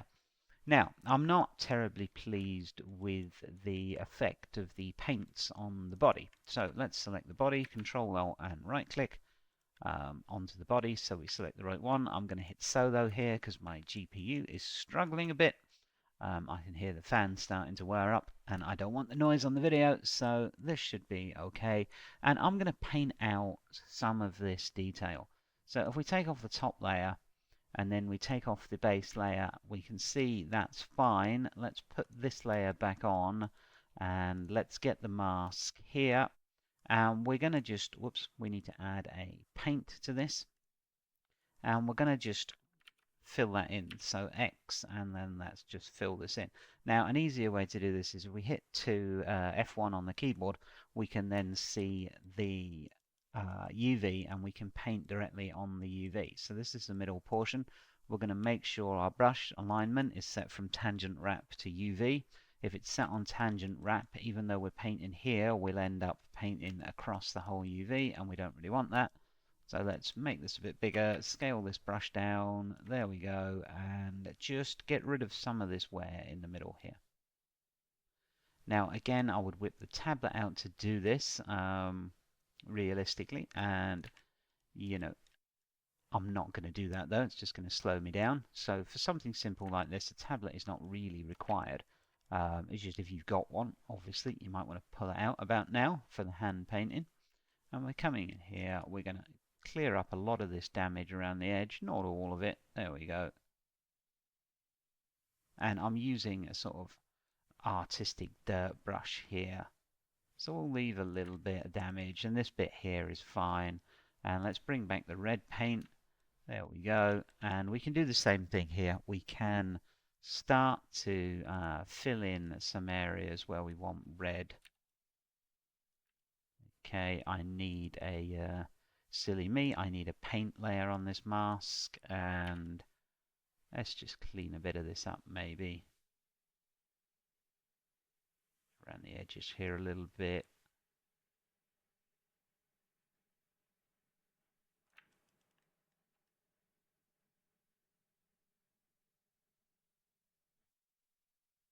And again, I just don't want so much damage on this interior panel here. I'm going to actually use it to put a logo on later. So this exterior damage to a certain extent has got to go. There we go.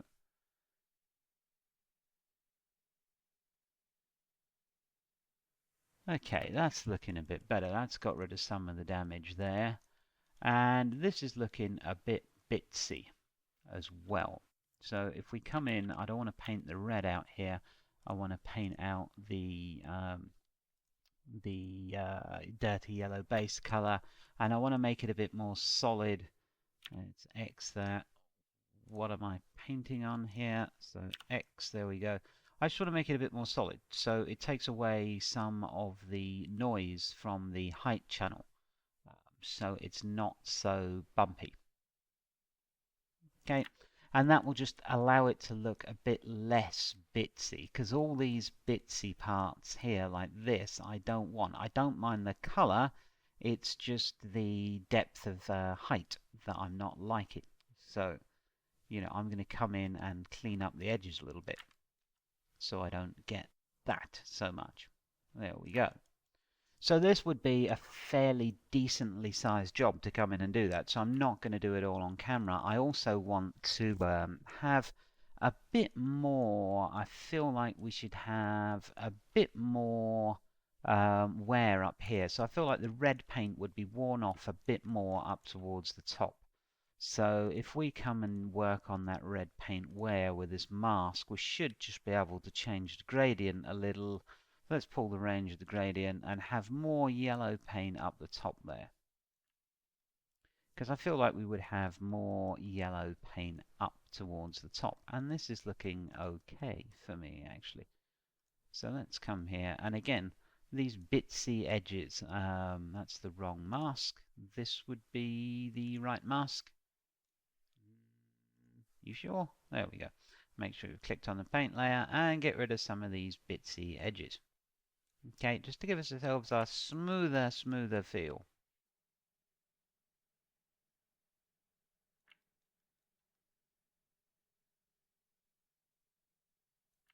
Okay, so that's something I'm going to take care of in between the parts, just kind of smoothing up a bit where I feel it needs it. I feel like there's too much metal showing through here, so I'm going to just smooth around the edges. Now these nice deep scratches can stay, and down here is a little bitsy. So let's just fill that in with a solid colour. I don't believe it looks scratched enough to have the metal work showing through here. So we're using a combination of kind of smart masking and hand painting now. Now you don't want to take away all the metal. I'm going to leave a bit like so, but some of it is going out definitely. And as you can see, I'm just fairly randomly painting this. Again, this is something I would take a bit more time with if I wasn't on camera right now. But for right now, this is looking okay. Let's bring everything back together. Okay, I'm going to hit F2 to just go to the viewport view. And let's have a look at this guy. So he's not looking too bad. There is something jarring me here. I'm going to take a render and see if I can figure out what that is. So let me just get him about here. I'm going to push this button here, which will open iRay and render the image for me. Okay, so iRay's rendering, by default, it will be set on a very minimum number of samples and will render for about 10 seconds. Now, I've turned this up a little bit to set 500 samples and just let it render for 5 minutes, or in this case, closer to 6, so I can get a good look at what's going on. So I'll be back in a minute when this is fully rendered up. Okay, what I'm liking here is this pelvis area and down here. What I'm not liking so much is this body. I've actually got iRay paused at the moment, so it won't let me move it, but I'm going to unpause it and move it down here and take a closer look at this area here that I like. And this black sci-fi material we've used is obviously just a placeholder. There is no way this thing would be this dirty and this rusty and this nasty with this kind of bright, shiny, finished, no dirt at all rubber on it. So I'm liking this rust and steel material we've got here. I'm liking this pelvis with only a little bit of paint on it. And I'm liking that much more than, now I see it, than I'm liking this body here. So I will probably tweak this body to show more metal. At first I thought what was bugging me was the randomness of height around the metal, but now I see that I think, on reflection, seeing this, this is a nicer way to go. There's more wear here, i.e. much more paint has worn off, but it looks like there's less wear. This, to me, looks a little bit exaggerated. It looks like we've tried a bit too hard. So let's come in and pause iRay and let's see what we can do about that. Now, I'm actually doing this guy on the fly, and whenever you're painting something like this, obviously if you've painted something before, you'll know that you go through quite a few iterations. There's a lot of tweaking involved. You know, you'll try several different things before you hit the right look that you're going for. It's not just as simple as throw on this particular mask and then hit number 23 and off you go. It's perfect. There is quite a bit of tweaking that needs to be done. So doing that on camera is actually quite difficult because obviously I don't want to make you guys wait all day. But I will try and be pretty quick here. So I'm going to go down to the mask, and the first thing I'm going to do is use the range of the gradient here. So where are we? Curvature, gradient, range. I'm going to do a bigger range. Oops, if I can. I'm going to flick this onto solo so we're not waiting so long. Alright, and there is a bigger range. That has gotten rid of a lot of our red. So if we come in and we do the same thing with a yellow, this should be a fairly simple operation. So again, my gradient, there we are. And let's just change the range of this gradient to get rid of some of this also. Okay, now that is way, way, way too bitsy. So we're going to need to play with the levels here. I'm going to knock this level all the way up to say 7.5, and then I'm going to have to come in and knock this level up as well, like so. Okay, and that's left us with just a few blobs of paint on there. But now we're going to need some rust. So again, let's add a new fill layer here, and let's give it a rust material. And again, just a dirt on here, so a white mask and then a dirt generator. Okay, dirt, there we go. Okay, that is looking a bit better. I'm still not happy with it 100%. Let me turn everything back on so I can see it in context. But yeah, it's definitely looking a bit better with that all metal kind of finish. Maybe a little bit more beige color on here and leave the red much more worn. So again, we're going to want to come in and adjust our gradient range to put more yellow back on. More, I said, not less. Okay, let's come in, and I just want to leave a little bit of red and a little bit of rust and a little bit of metal shining through.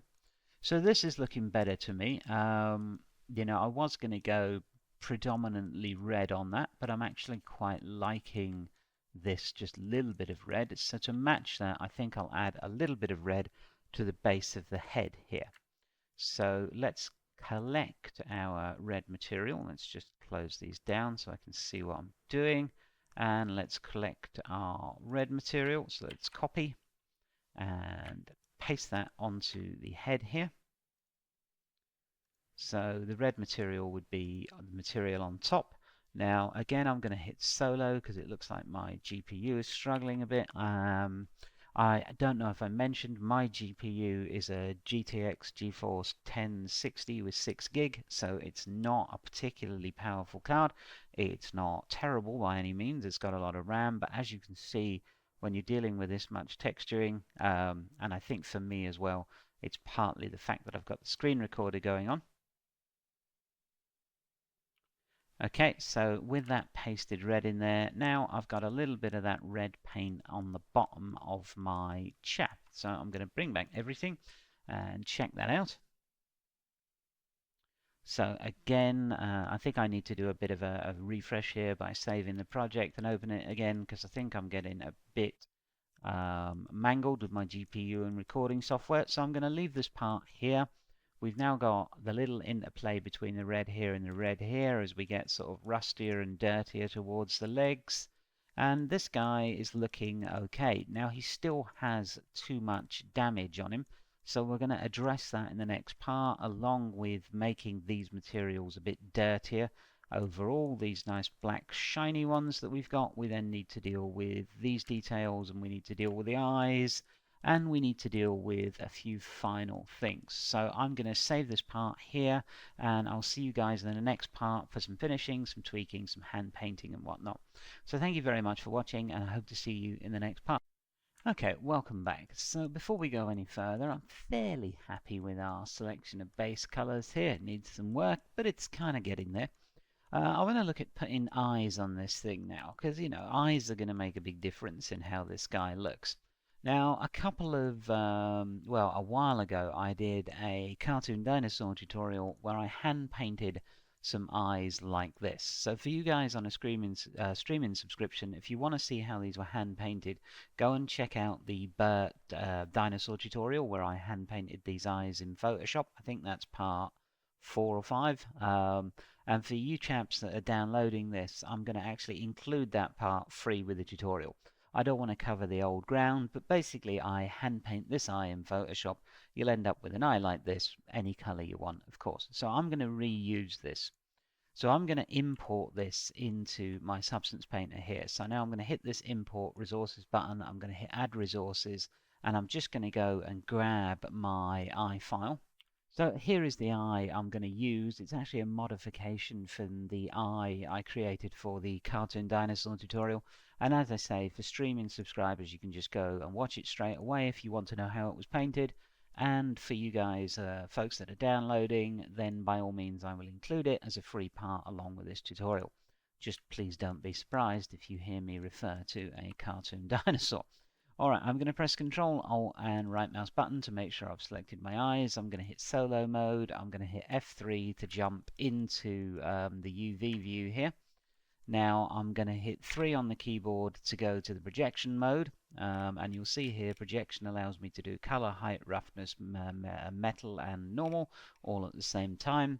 I'm going to middle mouse drag this eye over into the base color because that's what I want to paint right now. And now you can see I've got my stencil on the screen or my projection on the screen. You can go under the viewer settings and change the opacity to whatever you need it to be, or you can turn it off altogether, of course, but turning it off altogether is not going to be too helpful.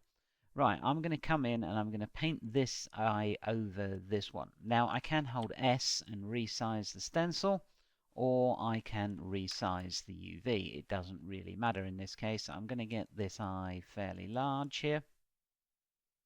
So around there, I'm going to try and get it centered. Now, normally I would have both of these UVs for the eye overlapping, but on this project I had thought to use two different colored eyes, or maybe a different eye design, which is why I have two UVs for this as opposed to just one under the other. It doesn't really matter. We can just go ahead and paint over this. I'm going to get a brush here. I'm just going to get a default hard brush. I'm going to resize that to something a little more suitable. And I'm going to make sure that I am not painting on a tangent wrap, because if I was, when I painted here, it would appear over here, and anything else this UV is connected to. So we want to make sure we're on UV mode, and this will paint it nice and flat for us. So we're going to come in here and we're just going to paint this like so. There we go, let's paint the base color on. Now let's just move this one over here. Let's try and get him so he's not all cross-eyed. That should about do it. And again, just paint this out here. Now, if we go back into the primary view here, you will notice that we have this nasty gap here. So let's hit 1 to go back to the brush mode. Again, I'm going to go to a default hard mode, and I'm going to paint in these parts here, which if you'll notice are this part here. Now, you see what just happened there? I'll just undo this, but if you watch this viewer, watch, our brush is in tangent wrap, and I am going to paint on just this part here, but watch it wrap around the entire eye. So you can see it painting down here as well. So this is what happens if you're on tangent wrap. Now that can be quite useful if you're trying to paint in the viewport like so, but if you're trying to paint directly on a UV map, you want to make sure, and that brush will change when you change it down here, that you're still on UV. Now rather than hand painting these, I'm going to go over to the polygon fill, and I'm just going to select UV fill. I'm going to fill this one, and you'll see that's filled those perfectly. You can also select here a mesh fill or a polygon fill or a triangle fill. But for us, this will do it. So hit 1 to go back to the brush, and there are my eyes. Nicely done. Okay, now we do need to come in here and paint the other parts of these, the lens caps or the eyelids, depending on how you look at it. So I'm going to, for that, I'm going to select the, what would be the best one? Let's select the head upper.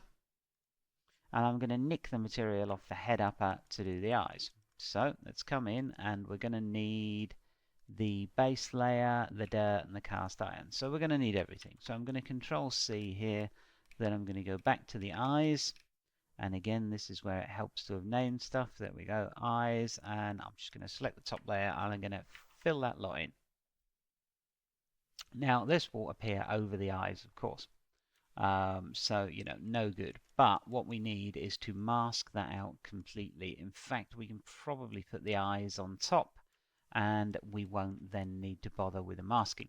The only problem is we can see we've got some, let me make this brush a lot smaller, we've got some noise here around our eye that we wouldn't have.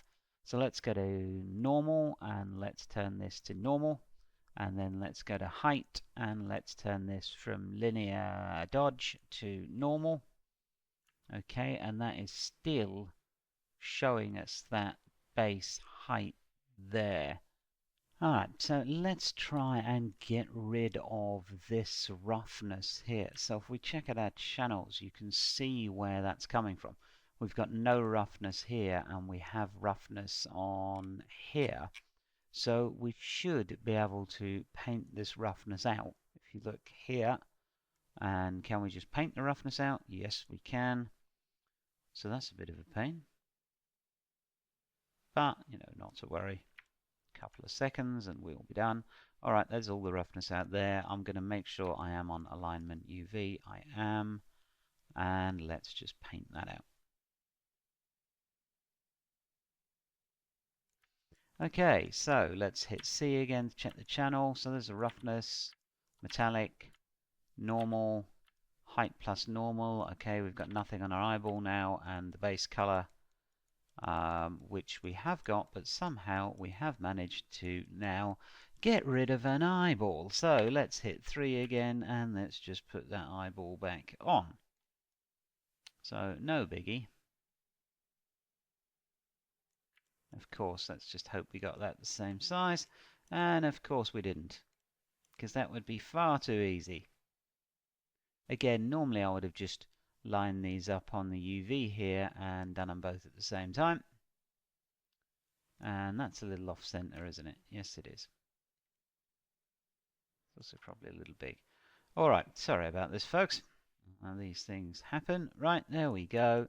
Let's check this out. Let's hit 1. And does he look cross-eyed? No, he looks absolutely fine. Let's hit M for material. And we are about definitely in the ballpark there, which is a good thing. Let's hit all. And F2 on the display to go back. And now we've got some eyes. You'll notice that I'm not particularly worried about the highlights, because when I get this guy back into Maya, he'll actually have a glass eye cover, which is where the highlights will be caught.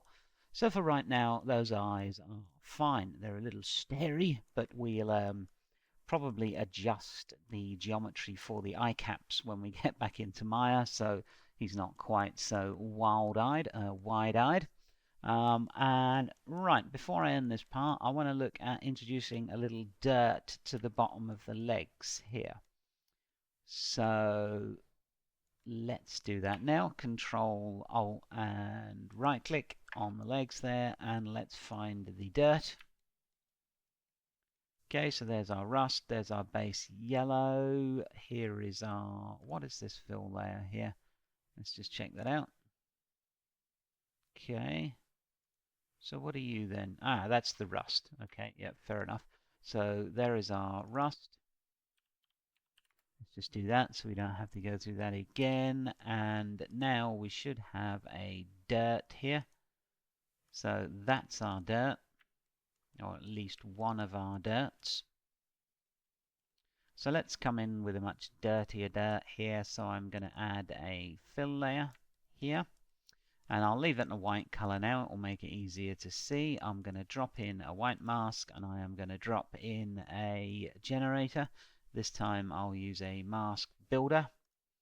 There we go, just because it has the gradient. And let's have a look. So we want to add dirt down the bottom. So one thing we can do is go Alt click, and let's see where we're going. So at the moment it would be everywhere. So top-down gradient, let's go here. Let's invert that top-down gradient. So invert on, there we go. And now it's more a bottom-down gradient. So we want lots of dirt down the bottom there. And let's get the range up, down a bit more. There we go. So we get it around the feet. So it looks like he's been walking through said muddy field. And we're going to use triplanar. And we're going to have maybe a little bit less grunge. There we go. And again, you can play with the level and contrast, but let's go back to the main color. Alright, our dirt is white, so white dirt is not really going to do it, is it? Let's change the base color here, and our dirt can be a dirty brown. Okay, let's bring that back up in the dirt range. There we go, dirty brown round the bottom of the feet there. That looks much better. Okay, now that would, as I would naturally think it would, be dirtier around the bottom of the feet. Now, talking of feet, we've got these feet down here that are actually okay. I quite like in that colour in red. One thing we definitely have to sort out is we need some extra detailing on these arms, these fingers, and this hideous black texture here has got to go. So I hope you found that useful. And as I said, these eyes were painted in a different tutorial. If you want to see how to hand paint eyes, you streaming guys, you can go watch it about the cartoon dinosaur texturing. And for anyone else who's downloaded this, I am quite happy to throw that in with this tutorial as a free part. Like I say, just don't get a big shock if you hear me refer to a cartoon dinosaur. So our guy is looking better and better here. I'll do a render for you guys to finish off this tutorial. So I'll just hit render now and we can see what this looks like before we continue on with the next part when we'll do some final detailing and sort out that hideous black conduit type material. Okay, so here's what he looks like after rendering for about a minute, and I'm pretty pleased with especially the way the bottom half is going. I really thought I would change these red toes into being the same beige color here, the same sort of light orangey yellow color. But I really like the red toes, so I'm actually going to steal the red material here and use it on the fingers as well. So let's do that before I go. Sorry to hold you up, but let's just see what that looks like. So I'll just click here and turn Iray off. And I'm going to come in, I'm going to select my toe material, so Control Alt and right click. There we go, and select the whole thing, just grab it all. There we go, Control C, I'm going to come up to the fingers, and here's the graphics card struggling a bit, so let's, there we go. I remember the first graphics card I had shared the system memory, and then when I got my first proper graphics card that had a gig of RAM on it, I do remember thinking, how will I need more than that? Now I've got 6 gig of RAM and I keep running out. So, you know, bit of an issue there. Right, let's go to solo and let's delete this and use the more advanced material that we've got on the toes. So Control V, and let's see what these fingers like with a bit of red on them. Anytime you're ready. There we go. So I'm really quite digging that. I think when you get that in conjunction with the toes, that's going to look a lot better. It's going to give a bit of context with the red paint coming off. And probably in real life, the fingers and toes would be the first area the paint wore off. So I'm not sure how that's going for realism, but I like it. So I'm going to keep it. Alright, in between these parts I'm going to do a little bit of tweaking of my material, possibly a little bit of hand painting to clean up some of this roughness. I will probably once again get rid of the red paint from the middle here so we can use some decals and stuff. And when I come back, we'll look at putting some of the finishing touches to this guy. I want to do some sort of embossed logos here and maybe, you know, warning rogue robot around here or something, as well as maybe some paint stripes. But for right now, I will once again leave you with a render of this guy so you don't have to, and I will see you in the next part. Okay, rendered. See you in the next part. Okay, welcome back. So we finished off here, and in this part I want to discuss adding some additional detail to this guy without actually modeling it in. Now, Substance Painter has kindly given us quite a few alphas we can work with here. And if I just demonstrate what I mean by this, we'll use this crosshead. I'm going to hit Control Alt and right click to make sure I'm on the body. Can also do it up there. And I'm just going to close down these folders so we're not quite so all over the place here. There we go, and that's our rust and that's our cast iron. Now I'm going to create a new fill layer down the bottom to put our extra detailing on. So let's just go ahead and create a fill layer here. Now this layer by default will have color, roughness, metal, and normal and height. We just want height. We're going to add what would be sort of a screw head here on the body. So if I come in and I click my alpha, hit 1 to make sure I'm in brush mode, and make sure that I have something to paint on, because obviously you'll see the cursor says no. That's because I can't paint on a fill layer, so let's just add a black mask, and now click our cross, and you can see I can paint this cross on here. Now it's better to hit F6 and do this in the orthographic view, or indeed hit F3 and put it straight onto the UV, making sure in that case your brush would be on UV. I'm actually going to use the orthographic view, so F6, F5 to go back to the perspective view. If you use the perspective view, you could end up getting stretched and distorted decals here. So if I change this to different size, make sure I'm on the mask, make sure I'm painting white and not black, so you can use the X key on the keyboard to switch between white and black, and I'm just going to click, and you'll see what looks like nothing has happened. That's because we look at our fill layer, you'll see our height is on 0. If I start to pull the height up, you can see my screw head goes in or out, so inverted or standing proud, depending on the way you do it. Now, if we go back to perspective view, you can see there I've got what could be construed as a screw head, and I can obviously do that with anything in the set here as long as I'm clicked on the mask. So let's click on this cross, and I could put a cross in here. So fairly simple, really. This layer will control everything that we put on it. So I want to look at creating, in this case, some pot rivets, these things, because I think I want to rivet this guy on. Now, could I find one of these in the alpha selection? No, of course I couldn't. So it brings me to another point. I want to show you how to create these alpha maps or height maps within Maya. This is very useful if you want to create a specific type of screw, if you want to create something like a pot rivet. Now, of course, you could go to ZBrush Central or any one of a million websites and download a ton of alphas, but I thought it would be interesting to take a look at one way we could actually create our own. There are gonna be circumstances when you need something rather specific, and you can't just download it on the internet, maybe for copyright reasons, or maybe because they just can't find what you want.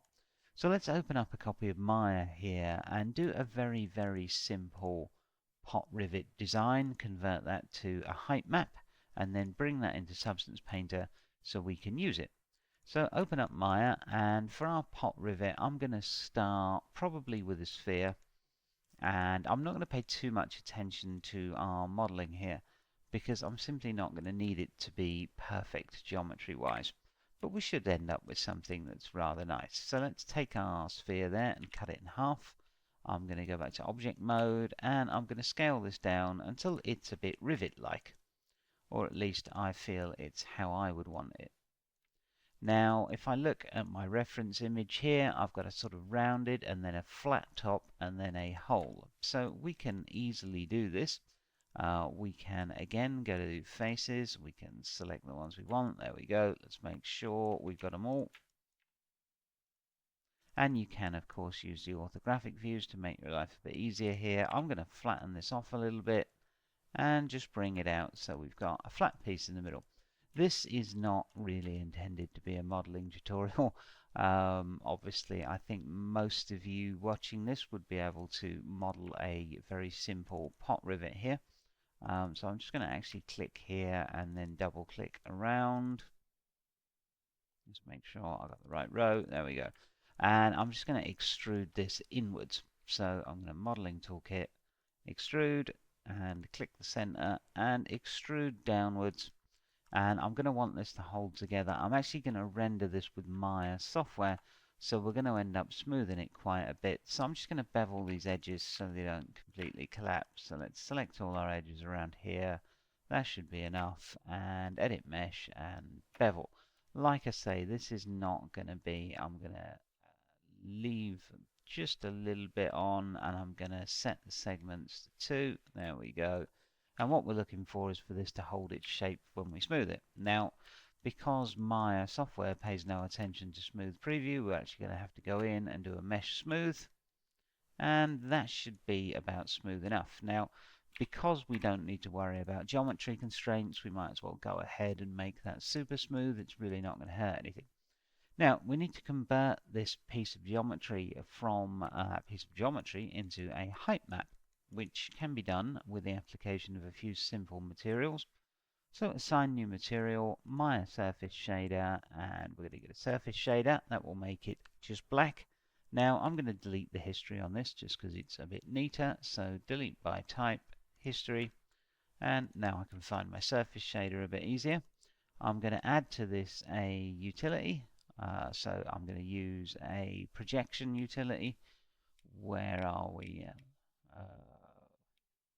I've gone blind, there we are, projection, and I'm going to add to this thing an image. Now my projection type is going to be cylindrical in this case, and my image will just be a simple 2D ramp texture in the black and white. So let's go back to our main projection here and hit fit to box, create a placement node. I'm going to press 6 on the keyboard to enter shaded view, and you can see we've got there a basic height map. Now obviously you can go in and play with this, so you might want a smoother height map. You might want this set to exponential to get a bit more detail in there. That's entirely up to you. We now just need a render of this. So let's go to panels, perspective, orthographic, and top. Let's get us on a top view. I'm going to hit my resolution gate here. So I want to render this out square, and that exponential up will go back to smooth actually, or maybe even linear. It's really not going to matter that much in this case, so I'm just going to use smooth. Alright, I want to render this square, so let's pull up our render options here. Now, we'd normally render with Arnold, in this case Maya software. So let's go down into the presets and just render a 1K square. If you want a bigger resolution height map, you can of course render whatever size you'd like. Now we'll go to Maya software presets and we'll go to highest quality, and our quality up here, production quality. This is really not going to take very long to render, so we can use maximum quality here. So let's take a render.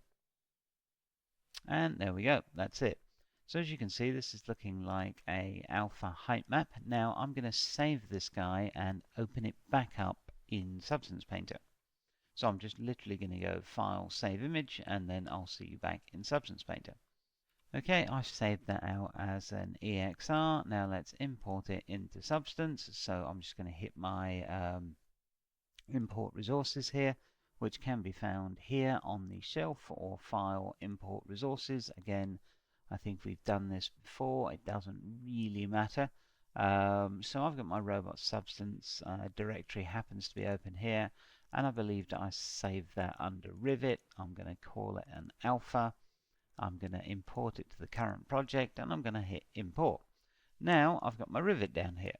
So when I click on my mask, I can click on my Rivet, and here is the Rivet I just made. And now I made myself a pot Rivet that pretty much resembles what I was going for here. Maybe my spacing on the hole there, on the groove on the inside, could have been a bit larger, but for me this is a perfectly acceptable pot rivet and just exactly what I kind of wanted. Okay, so now I can use my pot rivet wherever I want to, and of course if I wanted to make a more complicated pattern within Maya, that would be absolutely fine. So I'm going to cut this part quite short here. I just wanted to show you how to do that because it's a very useful thing to know how to do. As I said, you can find, of course, an entire collection of various different alphas and whatnot online, obviously. But occasionally you'll need to make your own. Even for something as simple as a pot rivet, you'll be going for something fairly specific. So I'm going to get rid of that layer. When we come back in the next part, we'll take a look at a more complicated decal. So I actually downloaded this one from the internet rather than drawing it because I wanted something a little authentic. And this is an old toy logo that I'm probably going to use on the chest. So when we come back, we'll look at adding some rivets to this guy, adding some logos, but also getting all of our masking to work with those additional details, because obviously our masking is working based upon our curvature and ambient occlusion we generated for our mesh. And if we just go ahead and add a height map to this, a displacement or a normal, then it's not going to have that information. So we're going to need to recalculate that, which I will tackle with you in the next parts. Thank you very much for watching, and see you soon. Okay, welcome back. So let's have a look at getting a slightly more believable decal here. So I'm going to turn off some of these hand painted layers we've done for now and just get it back to default, so we're just actually using the masks without the hand paint. And this should be our body layer. I'm going to hit solo so we know what we're doing, and my poor GPU has a bit of a break. And we're going to add a more complicated decal. Now, this is the toy logo that I simply downloaded from the internet, this one. So it's just a black and white, very basic sort of alpha here. So we're going to come down to the bottom and we're going to create a fill layer. Now, the reason I'm doing this at the bottom is because if we want these masks to pay attention to this layer has to be at the bottom of the stack. If you end up with this layer up here, and then you try and affect this mask, that's not going to work. And hopefully that will become clear in a second. So I'm going to turn off color here. I'm going to turn off roughness, metal, and normal, leaving us with just height. I'm going to crank that height up, and I'm going to add a black mask. Now, the reason we add a mask, of course, is because we can't paint on a fill layer, because it's just a fill layer. I'm going to come in, I'm going to thumb F6 to go into orthographic. Now, a trick here is if you hit Alt to move the display around and Control and Shift, sorry, that will snap you into left, right, top, bottom, whatever orthographic view you want, and this will make placement of this thing rather easy. So if we come in here and we just get it sort of central. Now, it might be easier to hit F3 and do this with the UV map, but for this is not too difficult. So I'm going to come and place that on there, and as you can see, that's worked just fine. So back to perspective view. So we've got this decal on the chest now, but it's really not very believable. If we look at all the other details we've got, and I'm just going to change to a standard brush for now, so I don't have that giant decal floating about on the screen here. If we look at this, really not that believable. If we look at all of the other overall texture in our object, every time there's a sort of edge, we've got some wear and tear. And if we look at this, we simply do not. It is simply the height map, and it's, you know, ignoring all of the work we've done, getting these, you know, scratches and this wear and tear. So let's make it obey that. So let's come in and tell Substance Painter we want it to recalculate its curvature and ambient occlusion like this was actual geometry. So let's come into the fill layer, and I'm going to use the mask here, not the fill layer itself. I'm going to add generator, no, not generator, sorry, add anchor point. I'm going to add an anchor point, and I'm just going to call this decal, just so I know what we're dealing with. Now, I'm going to tell these masks to use this decal. So let's go up to our first mask here, and if we hit Shift and click the mask, we can actually see what this mask is doing. This mask is allowing these shiny edges to shine through, so we definitely want a bit of that on our decal here. So let's go down to the mask that's generating it, in this case the MG Mask Builder. Let's go to Micro Details and make sure our Micro Height is switched on, and then come down to Micro Height, Anchor Points, and hit Decal.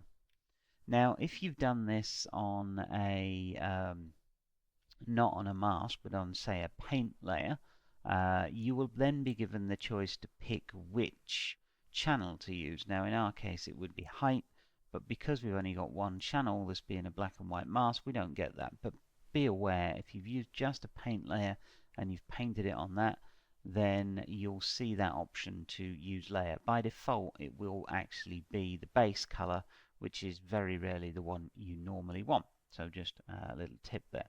So if we come in, we look now, this is already looking a lot more believable. If I turn that micro height off, you can see what that did for us. It really obeyed the sort of edge workflow we've already got going on. Now, we don't, of course, have to do this with just this mask.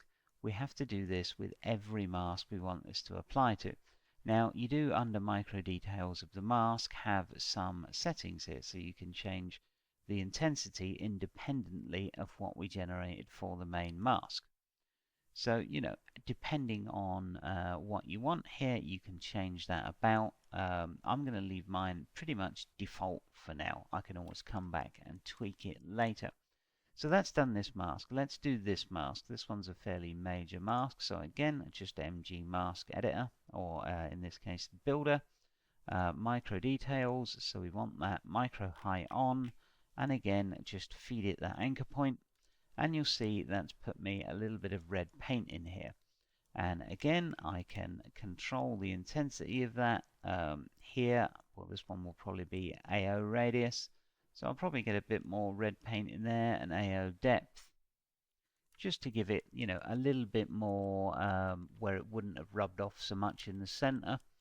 Now, again, we've got other masks here, so these are the major two for us, but we also have this one, and this one is for rust. So realistically speaking, this one is not going to do a lot because we don't have rusty areas, if you like. There's not enough metal here.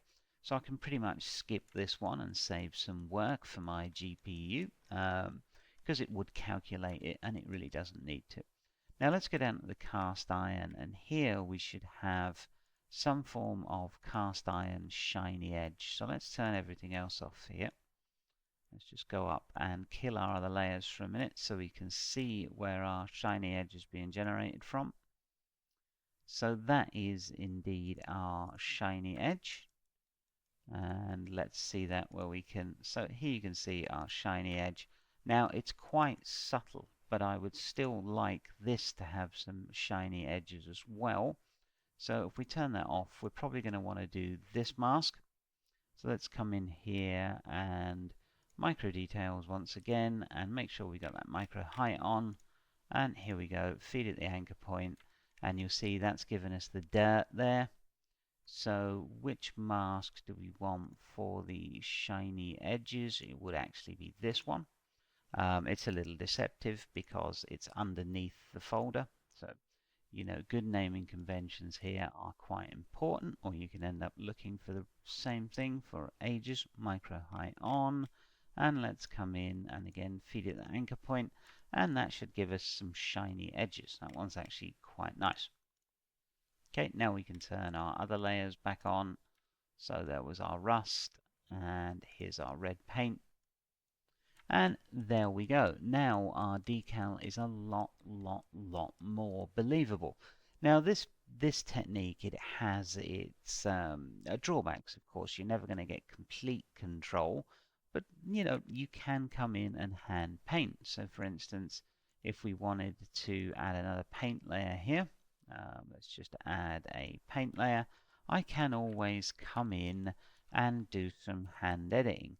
Now, I'm not going to do a lot of this on screen because I think it's better off done between the parts, because I don't really think there's that much of interest that you'll get out of seeing me just, you know, kind of paint out this a little bit more. But that's basically how we get our height details to obey the rest of our masking here. So if I go back down to my, let's see, fill layer, and I decal layer, and of course you can have more than one of these, but I'm going to use the same one, and I'm going to apply some rivets here. So I'll make sure I'm clicked on here.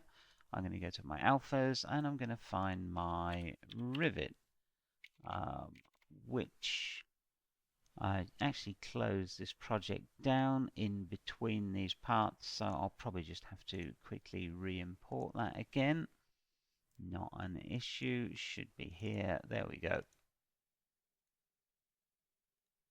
So let's just import that to the current project, and here, and make this brush a bit bigger. Now I want it white, not black, and I want to paint with no distortion, so I'm going to hit F6 and then X on the keyboard, and I'm going to come in and I'm going to bring in a rivet here, a rivet here, a rivet here, and one here. Now you could do a collection of smaller ones around the outside if you wanted, but you will notice as well that all of those rivets obeyed our masking information. So this is how we go from, you know, not really believable decals to much more believable ones in keeping with the masking we've already done. So we don't have to do it again. We don't have to do a lot of hand painting. We just simply set up this micro detail, which will then recalculate our masks that we generated at the start of the tutorial and allow these normals to actually affect those masks as well. So I hope you found that a bit interesting. I hope that will help you out. And I'm going to now, in between these parts, just add some little details of my own. So I'm not going to do anything major. I'm going to come in. I'm going to add a few bits and bobs round. So for instance, if I was to go to the UV view and I wanted to add a line of rivets around the bottom, there's a fairly easy way to do this. I'm going to make sure I'm on the right layer. Now, if I just try to paint across here, you'll see that this is very, very slow, and also it's not painting what I want. In fact, that almost froze up my machine. So a good tip when you're doing this is to simply turn everything off. You don't really need to see it, so turn it off and turn this off because we just need the height information really.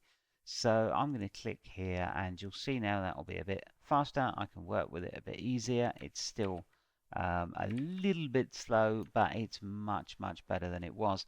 And of course I can click the channel view here for just height, but again that's going to be faster, but it's going to be trickier because I'm not going to be able to see the full material.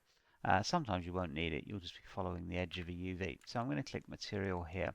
One more tip before I go. For a line of rivets, obviously I would want some brush spacing. Let's see how that's doing. Okay, that would be about the spacing I want. But you will notice that it's actually, if you've got a tablet, if you've got a Cintiq or something here, it could come in very handy, but it's actually very difficult to do this freehand with a mouse.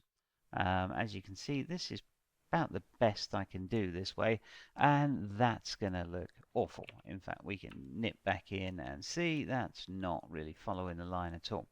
So Substance Painter actually has a feature for this called Lazy Mouse, and if I click it up here, you will see this darker border appear around my mouse.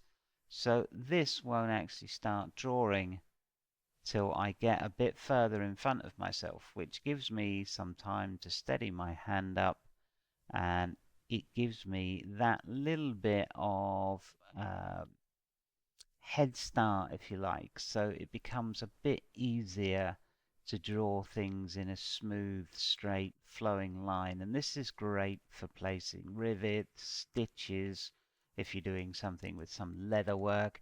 You know, I think we can all agree that while this is not perfect, it's a lot better than I got doing it freehand the first time around. So there would be a line of rivets. I could then, if I wanted to see that, you can see that they've got shiny metal edges on. When I turn the rust on, that's really not going to have a huge effect on it, but of course when I start turning the main layers on, you'll be able to see that our rivets here are much more believable than they would have been without that micro detailing. So I'm going to see you in the next part where I'll have done quite a bit of detailing on this, and what we'll do in that part is just do the finishing up work.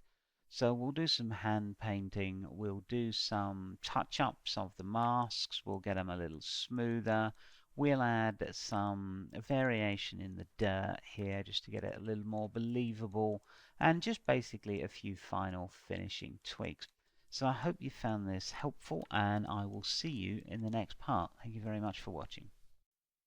Okay, welcome back. So in the previous part, I've just added some more rivet detail around here, and I'll continue to work on this in between the parts, because once you've seen me place one rivet, well, I think you've pretty much seen me place them all.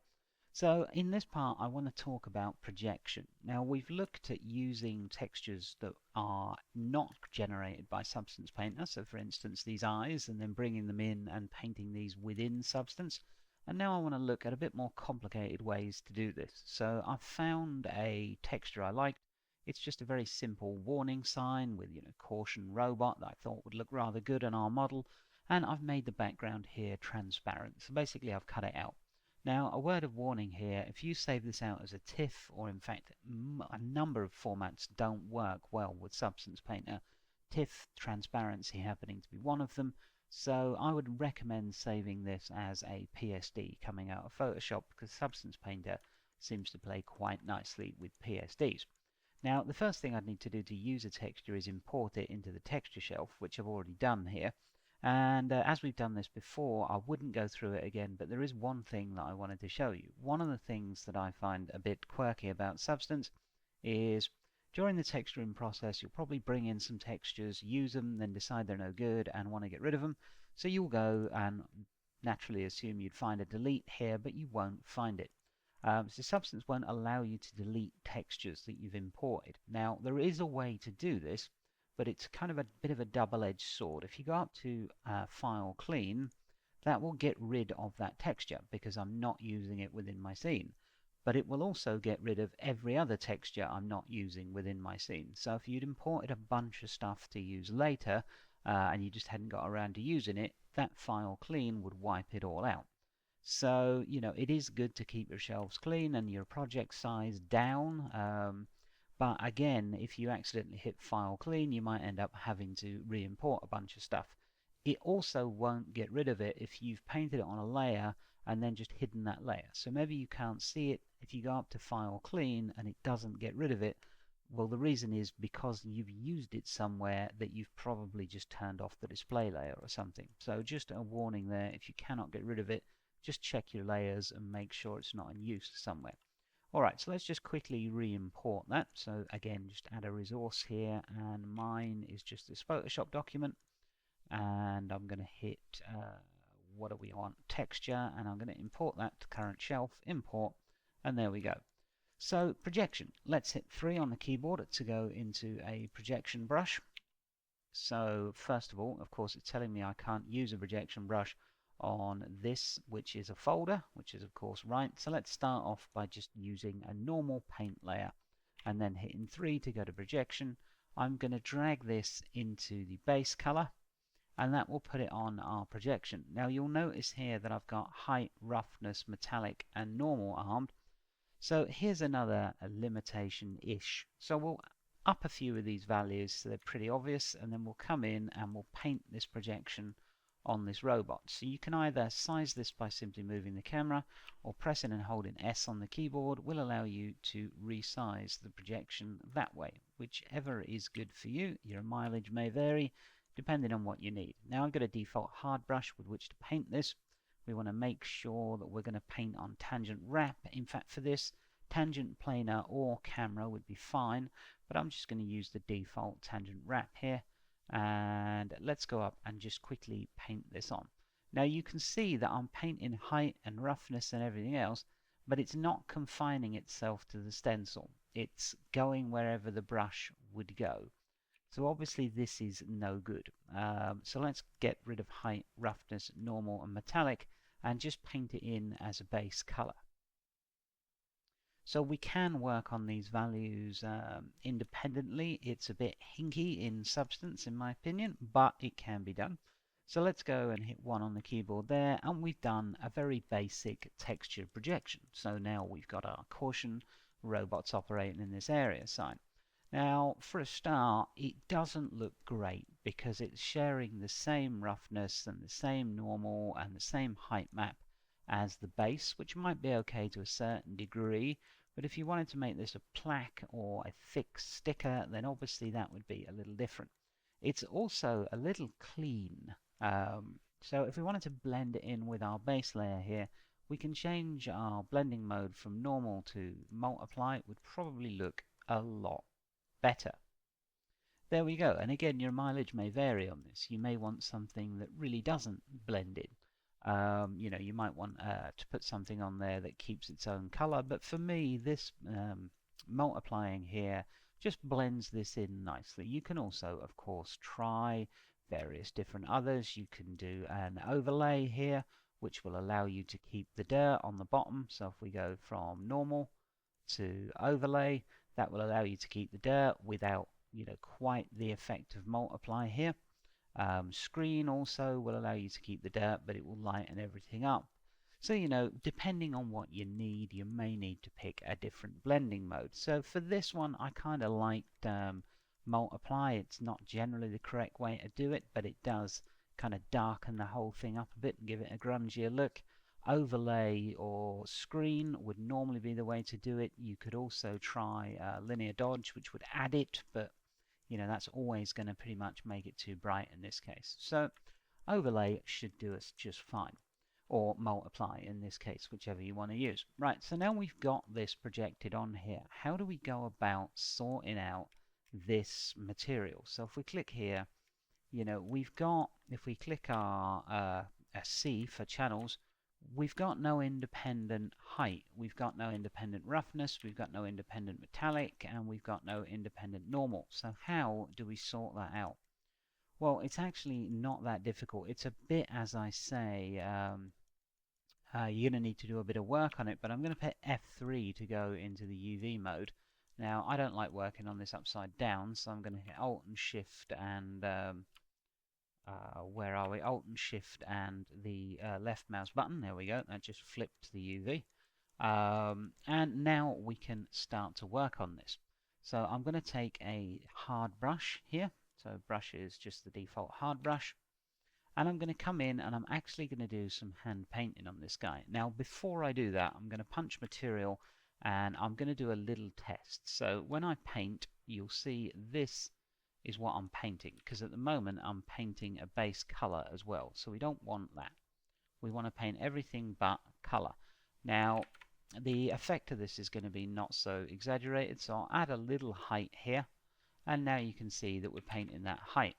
Now I'm going to find the correct roughness value, so I'm going to use a little less roughness for this because it's going to be a shiny sticker, and when I paint on here you can see it gets a little more shiny.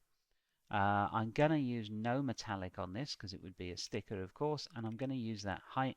Now the normal I'm not going to use, but if I wanted to put a specific pattern on this, then I could load it into the normal channel. But for right now, let's just come in and do this. So let's come here and I'm just going to literally hand paint this out. So as I say, this is a bit fiddly, a bit time consuming, and you know. Okay. So basically what I like to do is paint around the edges and then fill in the middle. Now obviously I'm going very quickly here because I'm on the camera, I don't have my tablet in front of me, and I really don't want to bore you all to death watching me hand paint out these edges, but I think you get the idea here. So you'll notice we've still got a bit of height coming through from the other height channels here. We'll deal with that in a second. And now I've painted out the edges, I can go ahead and use a bit of a bigger brush to just fill in the middle here. Now this technique also has its limitations. You can see we've got a much shinier sign here. Part of the problem with this is if I go, oh, it's too shiny, changing the roughness now won't actually do anything. Once it's been painted on there, it's been painted on there, and you are stuck with it. I mean, you can, of course, repaint it, but it's not ideal. So let's look at what we've got with our shiny sticker here. So, yeah, much shinier sticker, probably a bit too shiny, but I like to exaggerate these things for effect on camera, and we do also have some roughness coming up from the other layers. So let's go to the roughness channel here and change that to normal. That's fine. Let's go to the normal channel and change that to normal. And the height, where are we? Height from linear dodge to normal, and that's got rid of the height from below, and now we've got an incredibly shiny sticker on there, okay, with a little bit of height to it. So if we examine our channels, you'll see that our base channel color didn't change, but there's the paint we did for height, there's the paint we did for roughness.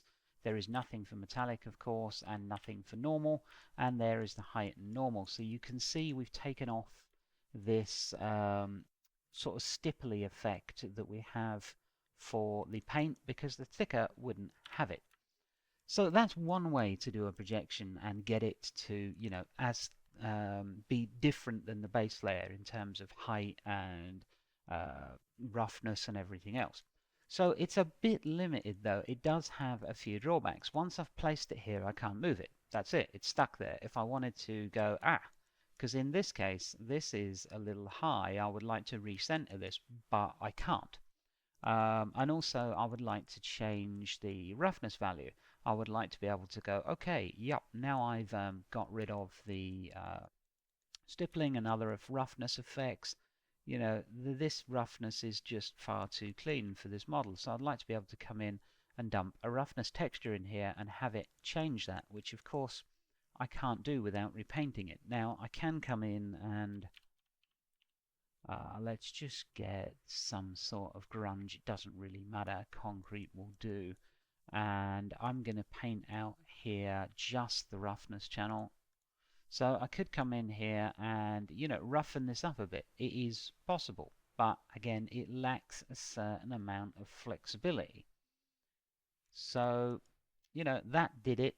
It's a little too rough now. And again, I'm going to find that quite difficult to change after the fact. So let's look at another way of doing this, which also has some drawbacks and has some additional flexibility, but again, some additional drawbacks. Okay, let's look at a completely different way of doing this. So let's turn off our layer here first of all, and instead of a paint layer, I'm going to add a fill layer here. So now we've filled this all with one thing, I'm going to actually turn off height, roughness, metallic, and normal for now, and I'm going to drag my texture into the base color, and you'll see I've got my texture repeated on the head.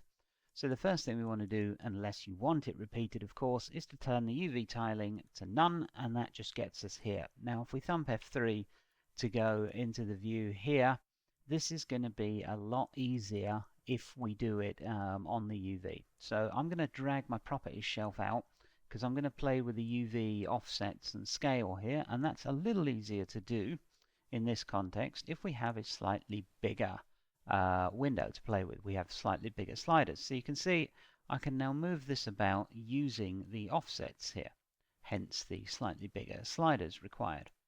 Now this will be upside down at the moment, so we can use the UV rotation to rotate it the right way up. There we go.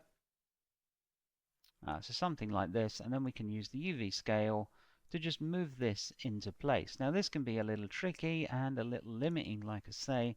Both of these ways, using a fill layer or using a standard paint layer, do have their limitations. But I wanted to show you both ways because they are both useful in different scenarios. So let me just get this lined up here. Rotation, where did you go? There you are. And possibly a little bit this way. And scale a little bit larger, I think. And then down one. Now you'll see that I'm getting not enough fine adjustment here, which is again okay because we can of course come in and just type the number in.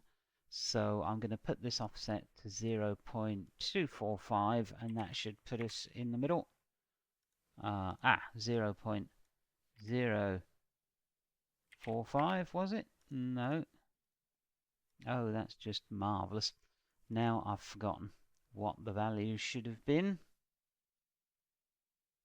And there we go. Okay, yeah, that's just me. 0.245. There we go. And actually that's still not in the middle, so what value do I need here? Actually that is pretty central. Let's try 5.2. There we go. Much better. Alright, sorry about that folks. This can be a little, one of the drawbacks of it is that it's a little fiddly. Let's go ahead and redock our properties so we don't have that in the way, and thump F1 to see what that looks like. Now we've gone and put it on the opposite side of the head, so we can bring this one in so we can see the difference between the two. Now the first difference you might notice is this one's a little wonkier than this one. That's because we didn't actually project this one, the new one, we just overlaid it on the UV. So if your UV is not perfectly flat, you're going to see some distortion here, and my UV in this part of the head is not perfectly flat. So that's one of the first drawbacks. This technique is not really going to work unless the UV you're occupying is flat, and I do mean very, very flat. Unless you wanted the area of distortion, which you might in a lot of cases. If you were putting a tattoo on something and the skin was naturally stretched, you might want to follow the same pattern of distortion. Generally on a hard surface model, you'd want flat UVs. But anyway, it'll allow me to demonstrate the technique. So now we've got this fill layer in the background. And you might be asking yourself, what's the difference between doing that and doing this? Well, the difference is that if we come in now and put a height on this guy, so let's put a big height on, you'll notice that the height is actually being generated around the entire texture, not just around this part. And the same will go for, say, roughness. So that roughness is being generated around the whole texture. So if we come in and add a black mask, you'll see everything disappears. If we add a white mask, everything reappears. So we can use this to our advantage, of course. If we hit F3 and go to the UV view, I can come in here and do the same trick with just painting this out. Now, I'm not going to take a lot of time and trouble on this. Of course, when I'm painting this out, I want to make sure that I am on my masking area here. And I want to paint out from the outside this time, not the inside. And again, this is going to be very rough and ready because I don't want to basically fill up the video with you watching me how to paint. I think you get the idea. And then we'll take a bigger brush and make sure that we don't have any of that left over. So this is pretty similar to the technique that we used on the, and actually this is becoming difficult to paint because I need to set my alignment to UV. There we go. And again, pretty rough and ready job, so sorry about that, but fairly quick one. All right, so you can see I've got some height on here, I've got some roughness, and it's a bit shinier. Let's go back to the F1, F2 view. So, right, I've got my shininess and I've got my roughness. We can come in again and we can make sure that we turn off the height and roughness from the levels below. So put these on normal, there goes the height. Let's get the normal channel and make sure that's on normal too. Alright, so it's the same as before. So what is the point of that technique? It's the same as this one, except I have a messier paint job. Well, the point of doing it on a fill layer is now I can control this roughness independently without having to repaint it. The same would go if I had any metallic on here. I can control this up and down. I can add roughness properties to this now and, you know, play with them without having to repaint them every time. So, I mean, this technique in certain ways gives you a lot more flexibility. Like I've got now a metallic sticker on there. If I wanted to do that on this side, I'd have to go and repaint those values in. Now, this one relies on a perfectly flat UV map, and this one does not. So again, your mileage may vary, but that is two very different ways of doing it, either on a paint layer or on a fill layer. So, you know, depending on the situation, you might pick one or the other. You might use both at the same time within the model. Certainly that's a distinct possibility depending on the effects you were going for. But just bear in mind that if you want that flexibility of having the controls to just come in and say, okay, that's too shiny, so, you know, we'll make it a bit less shiny. There we go, done. You know, oh, the roughness map is wrong. We want to do a completely different roughness map. Done. We want a completely different height. You know, we want to invert our height instead of having it stand proud. Whereas with this guy, if we want to do that, of course, we have to select the layer and reselect the attributes we want, roughness and height, and then repaint those in there. Anyway, you look at this, there's limitations to both techniques. Generally speaking, if I've got a completely flat UV, I will use the fill layer technique because it's more flexible, and if I've got a wonky UV that I need to project a straight image on, like this one is straighter than this one, for instance, then I'll use the standard layer technique and just paint it out. I'll just use a test brush on another part until I get the roughness and you know, height values that I'm looking for. Alright, so I hope you found that interesting. I'm going to come back in the next part, and in between these parts I'll probably add some rivets to the arms here using exactly the same technique that we added these details to the chest plate here and these rivets to the head. So I will see you in the next part when we will continue with our build here. Thank you very much for watching.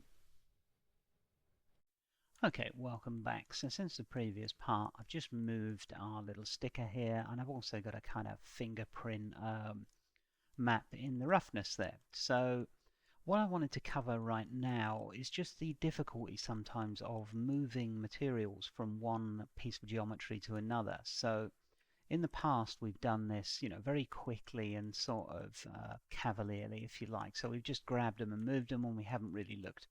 Now, my workflow in Substance has been to this point to just get a base color on everything and see what it looks like. So it saves you some time sometimes if you put, your base beige color on all your pieces and you don't like it, well, it saves you working too much with that material. But for right now, you can see I've removed the copy and paste we did before because we've done some significant work on this material here. And I'm going to copy this to the arms. Now, this would be the same as just selecting it and creating a smart material and then dragging it from the smart materials. But in this case, I'm not going to go to all that trouble. I'm going to copy everything here from the body. Whoops, I just turned the decal off. If you shift click on a map in Substance, it will turn off the decal. So I'm going to just shift click this lot and I'm going to move it into the arms here. So just Control Alt and right click on the arms and then Control V to paste this into the arms. Now, on first blush, this will probably look alright, but when we start to break it down, you'll see it's definitely got some issues. Notwithstanding the fact that this one has a gradient in it to put more red color down the bottom, and this one has no red color. Now, the first very obvious issue that shouldn't come as a surprise to anyone is the fact that our decals are in the wrong place. So I'm going to come in here and just add a black mask to this, and we'll do new decals for this, obviously. Now, when I'm investigating if a material is going to work, because at first blush this doesn't actually look too bad. I mean, it's not terrible, but we don't actually know because everything is sitting on top of everything else. So let's come in and turn off everything here until we can see just the bottom layer. Then I'm going to hit solo so we can see what we're doing, and we can see we've got some issues already. If we break our cast iron material down, and this is why it's good to name everything, because now I can see I've got my robot cast iron here, I've got the dirt base and the shiny edge. Well, it appears that the shiny edge is pretty much everywhere. And if we click on this mask, which would let the shiny edge show through, we can actually see that our shiny edge is, well, as I say, everywhere. The shiny edge would be black. So, it's coming all the way up here and it's really not very good. And then we've got these areas of ambient occlusion which are not good for this particular geometry either. If we switch back to the body here, I will show you what that's supposed to look like, or at least what it looks like on the body. So once again, we pop our cast iron, alt click, and the areas of black where the shiny edge would be are where you would expect. There's a little roughness around it, but that's absolutely what we wanted. But the edges are actually black. Now, we could see that was not the case on the arm here. So first off, I find it very helpful to go back to the base material, which in this case is this cast iron, and just examine everything is okay. So in this case, no, it's not. So let's click our metal edgeware here, and let's click Alt and click on the map so we can see what we're doing, and let's grab our metal edgeware and begin by just turning our curvature down and see where that gets us. So let's see, ambient occlusion masking, well, I'm going to do away with that, and then I'm going to turn the curvature weight down. Remember, we're looking for this to be in the black on the edges, so we're not really looking for anything else than that. Now, this is not bad. We've got probably a bit too much wear on this one. So I'm going to turn that down, and that should be a better fit for us. So if I click up here, you can see my shiny edges are back to being shiny edges, and this wear pattern of those a worn surface is okay too, but we wanted to make sure that our shiny edges were indeed shiny. Now you've got a bit of texture seams here. Now, a very easy way to fix this, of course, is you just come in and add a paint here and just paint out those seams. Whoops, wrong color, so hit X to reverse that and just kind of paint out my seams here.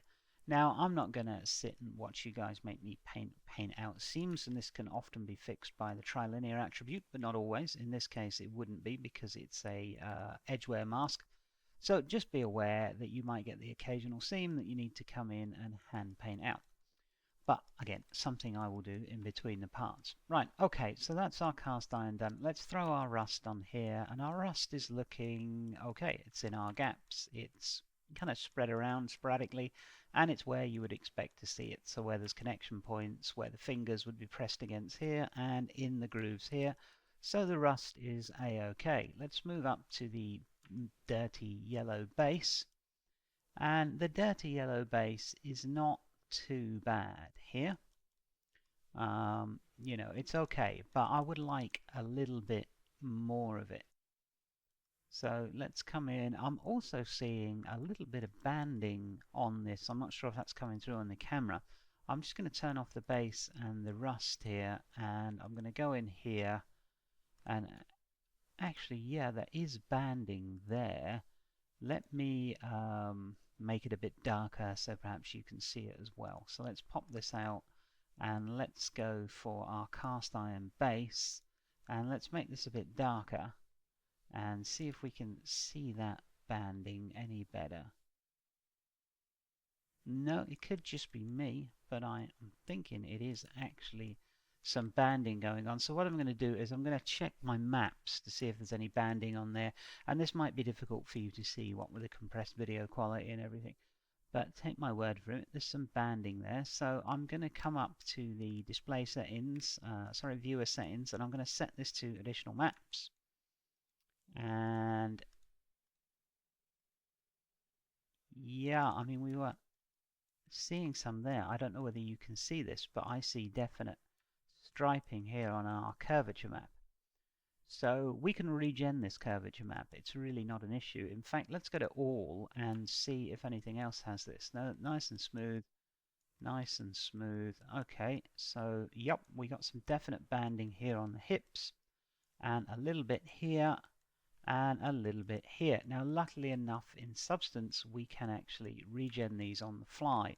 So let's go back to texture set settings, bake materials, make sure we click on curvature, and go from algorithm per pixel to per vertex, and just bake textures for this set with the same common attributes you use. So in my case, just 4K and 2x2 sampling. So bake, and let's see if that gets rid of that banding.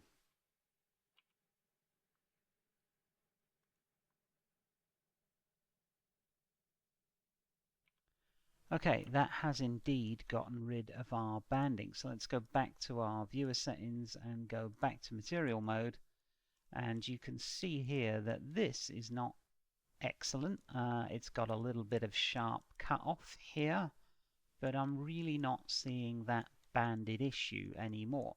Now, as to this sharp cutoff, again, that is a case of you can't always do everything with you know, automatic functions. You are going to have to come in and do some hand painting, and it's going to look better for it anyway. So realistically, this is something that you're going to have to look at. Now for us, this is not going to be a huge big issue because this is a base layer, and once again, I don't want to make you guys watch me paint here. This is a base layer for us, so it's probably not going to show up that much. Let's see here. Yeah, that line there is completely gone. So we fixed some problems and created some others. But again, we could probably edit our mask here, our edgeware mask. But for right now, I'm going to just paint that out in between the parts. All right, so that's fixed our banding issue. And we're going to have similar issues on some other parts of geometry. So be aware that sometimes when something goes wrong, it can be to do with your masking, with your original baked textures. So let's go up and put on the rust again. Now the rust is fine. Let's put on the yellow here. I would like a little bit more yellow. Now this is a paint layer from the body paint, so we can actually get rid of that. And let's just decrease the level here to put more yellow on. Okay, that's looking pretty good. So when it comes to the red, let's throw the red on here. Let's copy the mask from here. So copy mask, and let's just add a standard black mask to this, and then paste the mask in, paste it into mask. There we go. That gives us our red. So let's come in and let's have a bit less red now, of course. So let's pull the level up, and there we go. Now we've got some other problems with this. If we look here, you can see our dirt pattern is just not very good for this. So let's go back here and find out where that is coming from. Okay, so down here. Alright, so our dirt pattern here is probably caused by this map. Yes, it is. So let's come in here and edit this edgeware map. Now, let's see if we've got any custom grunge on this edgeware. We do. So just taking that custom grunge off was quite good. Grunge amount. Let's get a bit more up here. There we go. And that solves that particular issue. Okay, so I'm quite liking this. Now there is small details to tweak, like this red. I would like it a bit more contrasty. There we go, against the yellow there, rather than being sort of smeared and blended in. And that's looking a bit better. Now there might be some hand painting to do to make these edges not quite so, razor sharp there. And let's just flick all on and see what that looks like. I wanted more red on the arms here to kind of match the body, and I'll probably do a similar thing with the legs here. And while we've got this on the screen, let's come in and look at that curvature map again to see where else it might be degraded. Just give the viewer a second here to refresh. There we go. And there's some slight banding here. I don't think it would be a big issue.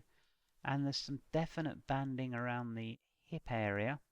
So let's do a Control Alt and right click here, flick this onto solo, and let's just rebake the curvature maps for this and see what we get. So let's go to texture settings, bake texture, curvature, and let's make sure we're on per vertex and see if that does a better job. Let's see what we get. Okay, so in this case that took just a couple of minutes to bake, and that's done a much better job. So we'll flick our display viewer settings back to material, and there we go, we've got a better job done on that. So let's bring back all here, because it looks like we've got some nasty jagged edges, but we really haven't. They're really inside. There we go, that's looking a bit better on that. Need some hand painting to take care of some seams maybe. But these are just some issues you're going to run into. You're not always going to get the perfect matte bake first try. So sometimes if you notice some banding or colors, you want to come in and check your bake to make sure it's all right. And in this case, it was. So, a bit of tweaking with these masks. And I'll be back in the next part. And I think then we've just got to take a look at this material here, which is still quite nasty. Alright, so thanks for watching. I hope you found that interesting. Those are just some of the problems you can encounter in transferring material from one baked piece of geometry to another. It's not always quite as simple as just, a quick smart mask and off you go. So I'll be back in the next part. Thanks for watching. Okay, welcome back. So in between the parts, I've gone ahead and just added a few more rivets around using the same technique that we put them on the body here. And the same technique we used for this guy also. I've also done some around the legs where I thought they were necessary, and everything else remains pretty unchanged. I've tweaked some of the masks we used to distribute the top coat and the bottom coat and the final base coat of metal here. I still have a little hand painting to do, but again I will get on with that off camera. What I want to do now is finalize the final few materials. So we've got some nuts and bolts here and this conduit tubing. We then have to create the conduit tubing for the neck, and we'll need a different material for this tubing here. So first things first, let's do our nuts and bolts first. Now I'm going to start off quite simply here by using the cast iron material we've already developed. So I'm going to come up and click Control C. Now in this case I can create a smart material. I would go through when I'm finished with the project and decide which materials I want to keep for reuse and create smart materials out of them. So let's hit create smart material, and that will do its thing. Just a second, there we go, RP cast iron. So I'd actually done one before. Let me get rid of the old one, delete, there we go. Okay, let's use this RP cast iron here, robot paint cast iron, on our nuts and bolts. So just shift alt and right click and drag our smart material, our newly created smart material, up here, and you'll see it applied to all of our nuts and bolts. Now we might want to add a little bit of rust. It's going to take a minute to calculate because there's a lot of little nuts and bolts. But there we go, that's got our shiny edges on there, as you can see, our roughness, and it's our cast iron material, so we know it's going to be pretty decent. Now, let's add in here another material. Let's just add a fill layer, drag that to the bottom of the cast iron, and this one I'm just going to use my built-in material mode for rust. Okay, now we obviously won't be able to see that because there's no mask on this group, but what we can see is that it's carried the height through, probably the normal too. Watch this. So if I turn the rust off, you'll see the height disappear. Now, obviously we don't want that height. We've discussed this before.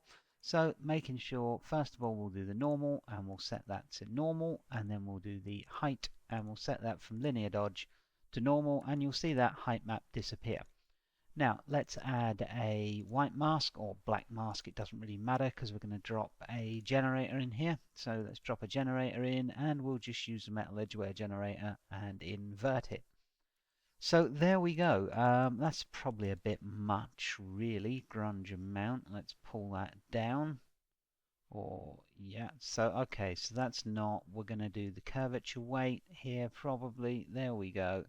Just a little bit of rust, ambient occlusion masking. Do we want that? Yeah, a little bit. I'm just looking for a way to make it a bit less exaggerated there on the rust.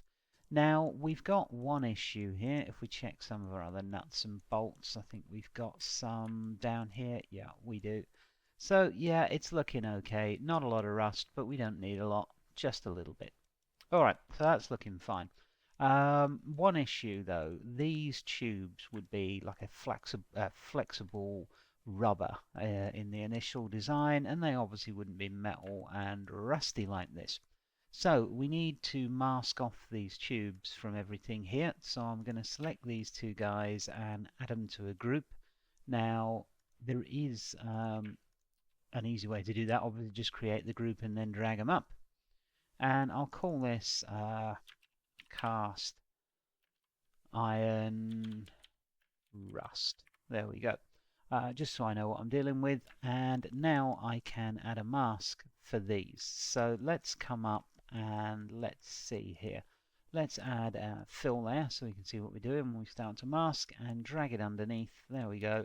And for this I'm going to use the UV editor. I think would be easiest. Now that's a lot of nuts and bolts, and I am not sure which is the flexible tubing. Okay, let's hit F1 so we can see both views side by side. Let's go in to the polygon fill here. I'm going to come up to my rust. I'm going to add a, where are we? Let's add a white mask here, and I'm going to use this polygon fill tool. So polygon fill, I'm going to select fill the whole UV, and there we go. So doing it this way I can see where they are on the UV. I can also not have to worry about it too much. Right, there we go. So let's just do these ones over here. 1, 2, and if you want more work area, by the way, you can hit tab and that will minimize your UI. Alright, so that looks pretty good. Let's just go back to the standard paintbrush. Yep, all of those are masked off, and all of those are masked off. And perfect. We've got no height from the rust coming through or anything, so job, as they say, is a good one.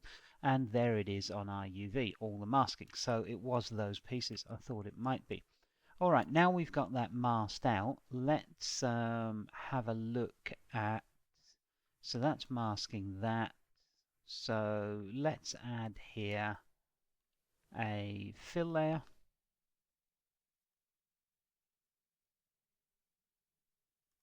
And let's make this fill layer bright red.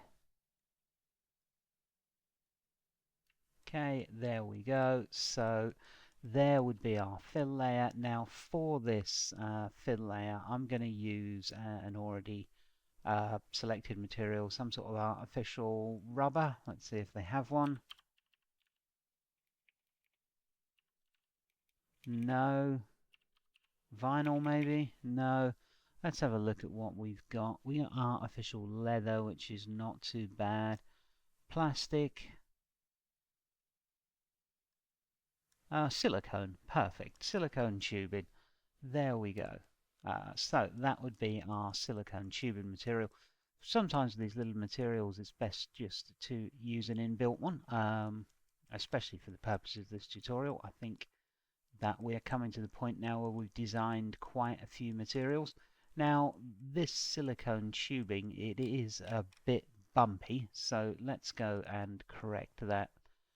If we can, technical parameters, normal intensity, there we go. Let's turn that right down. And height position and height range, well, let's turn the height range down. And there we go. Now it's far less bumpy. All right, perfect. So that's done that. Okay, I actually quite like that material, so I might reuse it on here, but for now I'm just going to go and check to make sure all my nuts and bolts are okay. They appear to be, and I have this tubing in a different material, which is kind of perfect. Alright, let's look at these guys.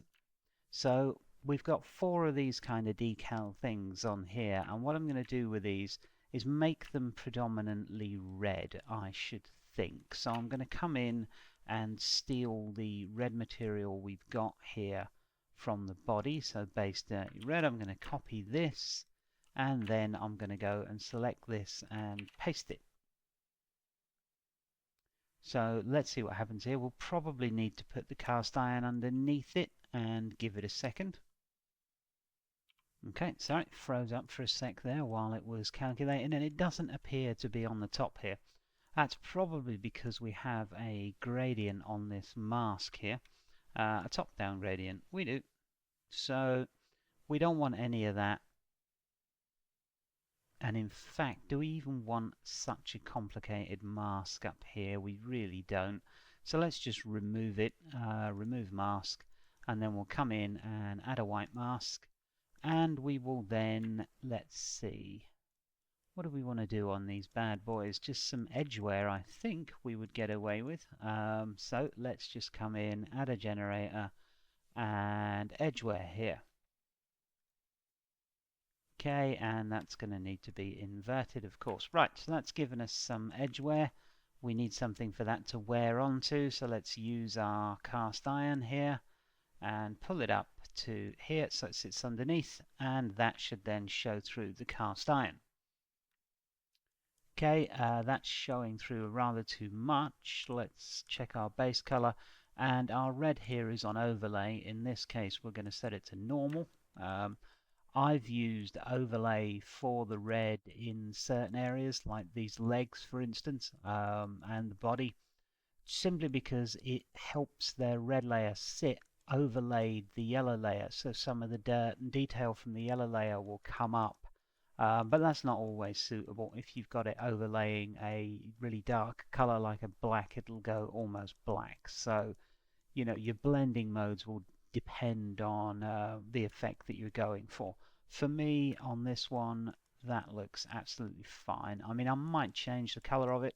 It could look good in a different color, just as a little sort of color accent on this guy.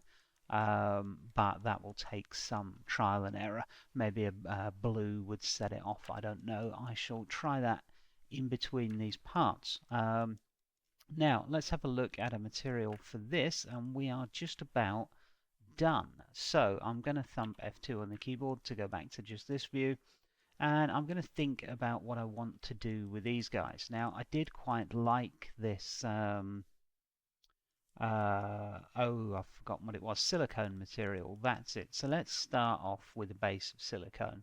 So let's come in and add a fill layer. And then let's add a silicone base. So silicone, whoops, Here we go. So there's all silicone. So silicone, that was the one. Yeah, silicone coated. All right, so that's not looking too bad. It's a bit bumpy and it's a bit big. So let's check its technical parameters.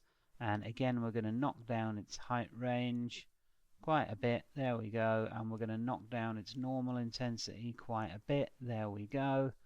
And let's see, is that any good? Yeah, as a base, I think that's pretty decent. I would like it a bit bigger. If we look into it, you can see that it's quite small. So let's take the UV repeat up to maybe 6 or 7. There we go. That looks a little better. Yeah, I am quite happy with that. It's not really dirty, of course, so let's look at reusing a material again. Let's flick over to the body and let's look at our dirty yellow base color. So let's come in and go back to the arms. Now this might seem a bit mad because obviously we do not want it yellow, but that's fine. We can tweak this material to be silicone and keep all the dirt. So there is our silicone showing up underneath, which is absolutely fine. Let's see what layers we've got here. So we don't actually want the base color for the yellow, we just want the dirt. Okay, so yeah, I'm not loving the colors of this dirt. So let's turn them off one at a time and just go with, So this light edging has got to go. It's definitely the wrong color. That would be a light gray color if it was anything at all on silicone. So in fact, yep, I don't think that's necessary for silicone to have a lighted edge on it. Now let's turn this dirt on. This dirt is not looking too nasty. Yeah, down here it's just not very good. So let's take a look at it. So let's see what we can do here. So the grunge is not helping us a lot. There's just way too much of it. I'm going to turn the level down here to get a bit less. And ambient occlusion, where are you? Yeah, there you are. Okay, I should probably flick my display to solo. So we can see inside the robot where it's really dirty, and then outside where it's not so dirty at all. So that's not so good. I do want some grunge up here. Okay, let's flick this one on, and this one is not good. I'm going to go with just a darker grey here, I think, just to provide a bit of shadowing for this. And this one, let's turn it on. And that one is fine. So let's look at all of this right now. Okay, I'm really not loving that dirty brown color, it must be said. So let's try making it just a darker color, as in the silicone is wearing and getting older rather than dirt. And yeah, that's looking quite a bit better. So that's basically all my materials finished. The only tweaks I'd make is maybe changing the color of these guys. They're a little uninteresting, and also they're a little bland. We've got a nice big flat space here, so it could be a case that we would drop a decal on this. So let's go and actually do that, just because we can. So let's add a fill layer here. And this fill layer will be simply height. So let's add a black mask to it. That will do. And let's create some height here. So let's go to our fill layer and up the height a little bit. Go here. Let's pick a suitable alpha. And this could be literally anything that you like. I'm going to find some sort of recycled sign, maybe. Let's see. Yeah, this seems nice enough. So let's just wonk that on there. Done. And of course we would need to go in, add an anchor layer. So add anchor. And I'll do that actually after I've painted the other ones. Now I could have turned on mirror mode up here for this, of course. Probably should have done. but really it's only 4 of them, so I'm not going to be too fussy whether they're exactly the same. They're fairly small details. There we go. Done. Let's just flick over and do the other side. And little details like this you can spend a very long time adding, and there's nothing wrong with it. I just don't want to do it on camera. Okay, there's one, and yeah, I should have definitely turned on mirror for this. Sorry about that. Slipped my mind.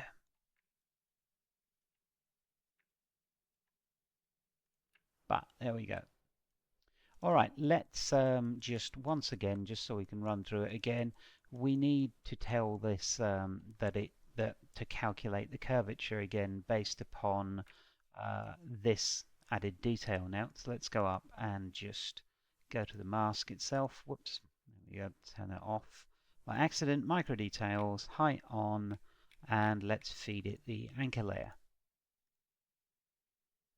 Okay, so as you can see, that now becomes a lot more realistic. You can go down and feed the dirt layers to it as well. I am not going to right now, just because it would take a while, and I think you get the point. Alright, so I'm quite happy with this. This is basically the final result for me.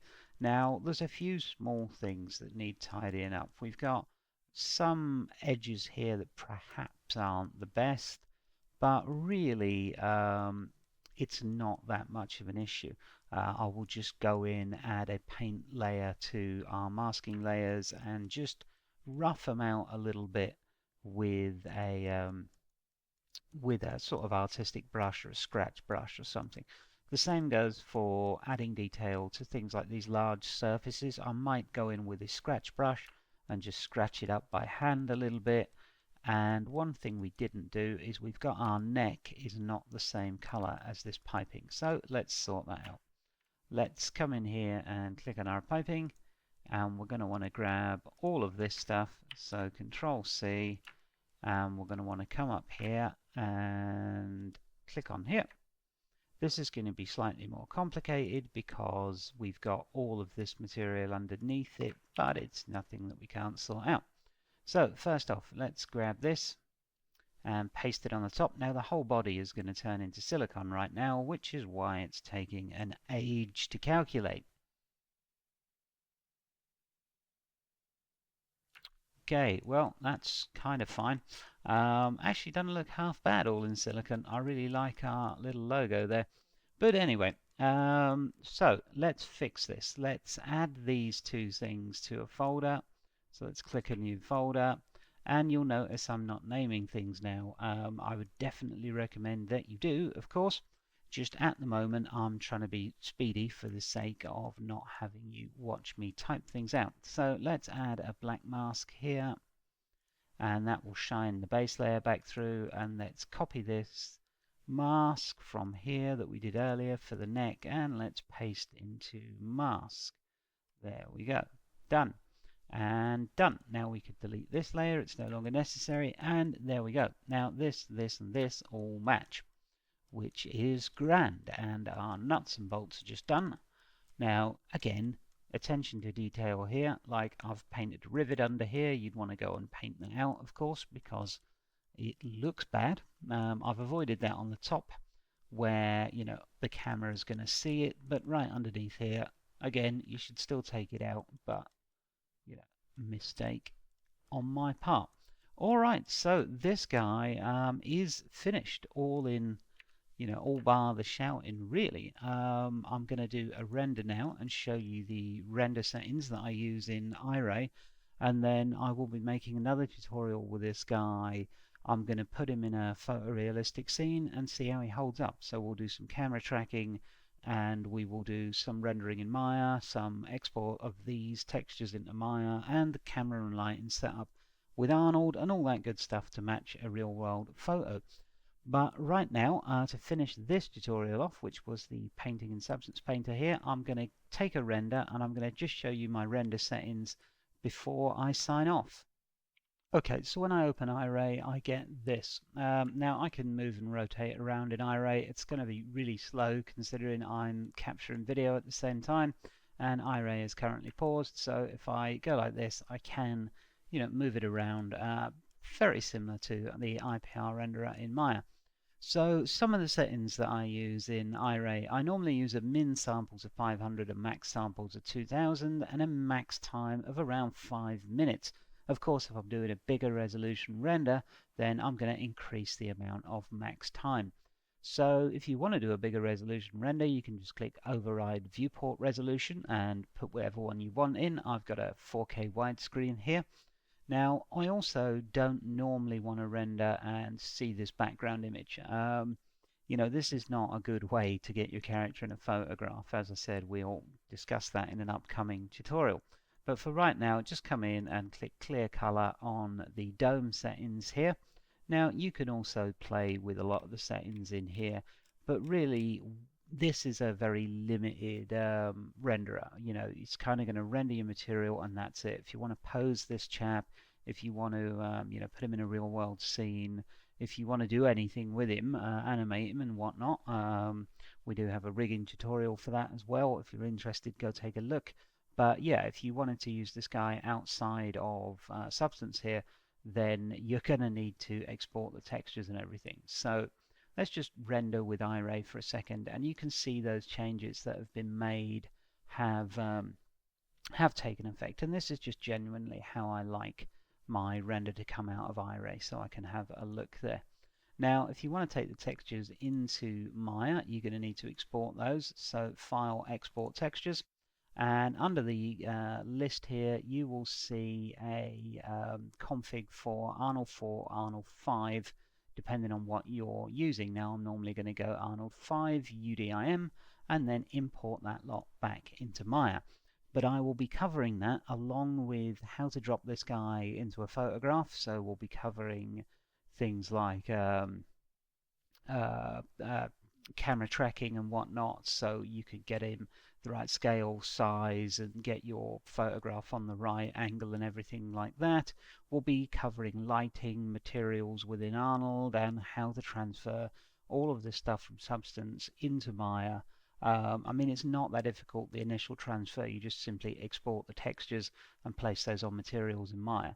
But we'll be taking a look at some in-depth stuff within that, and then a final composite after that within Nuke. So if you've been following this tutorial series, I thank you very much, and I will see you hopefully in the next tutorial.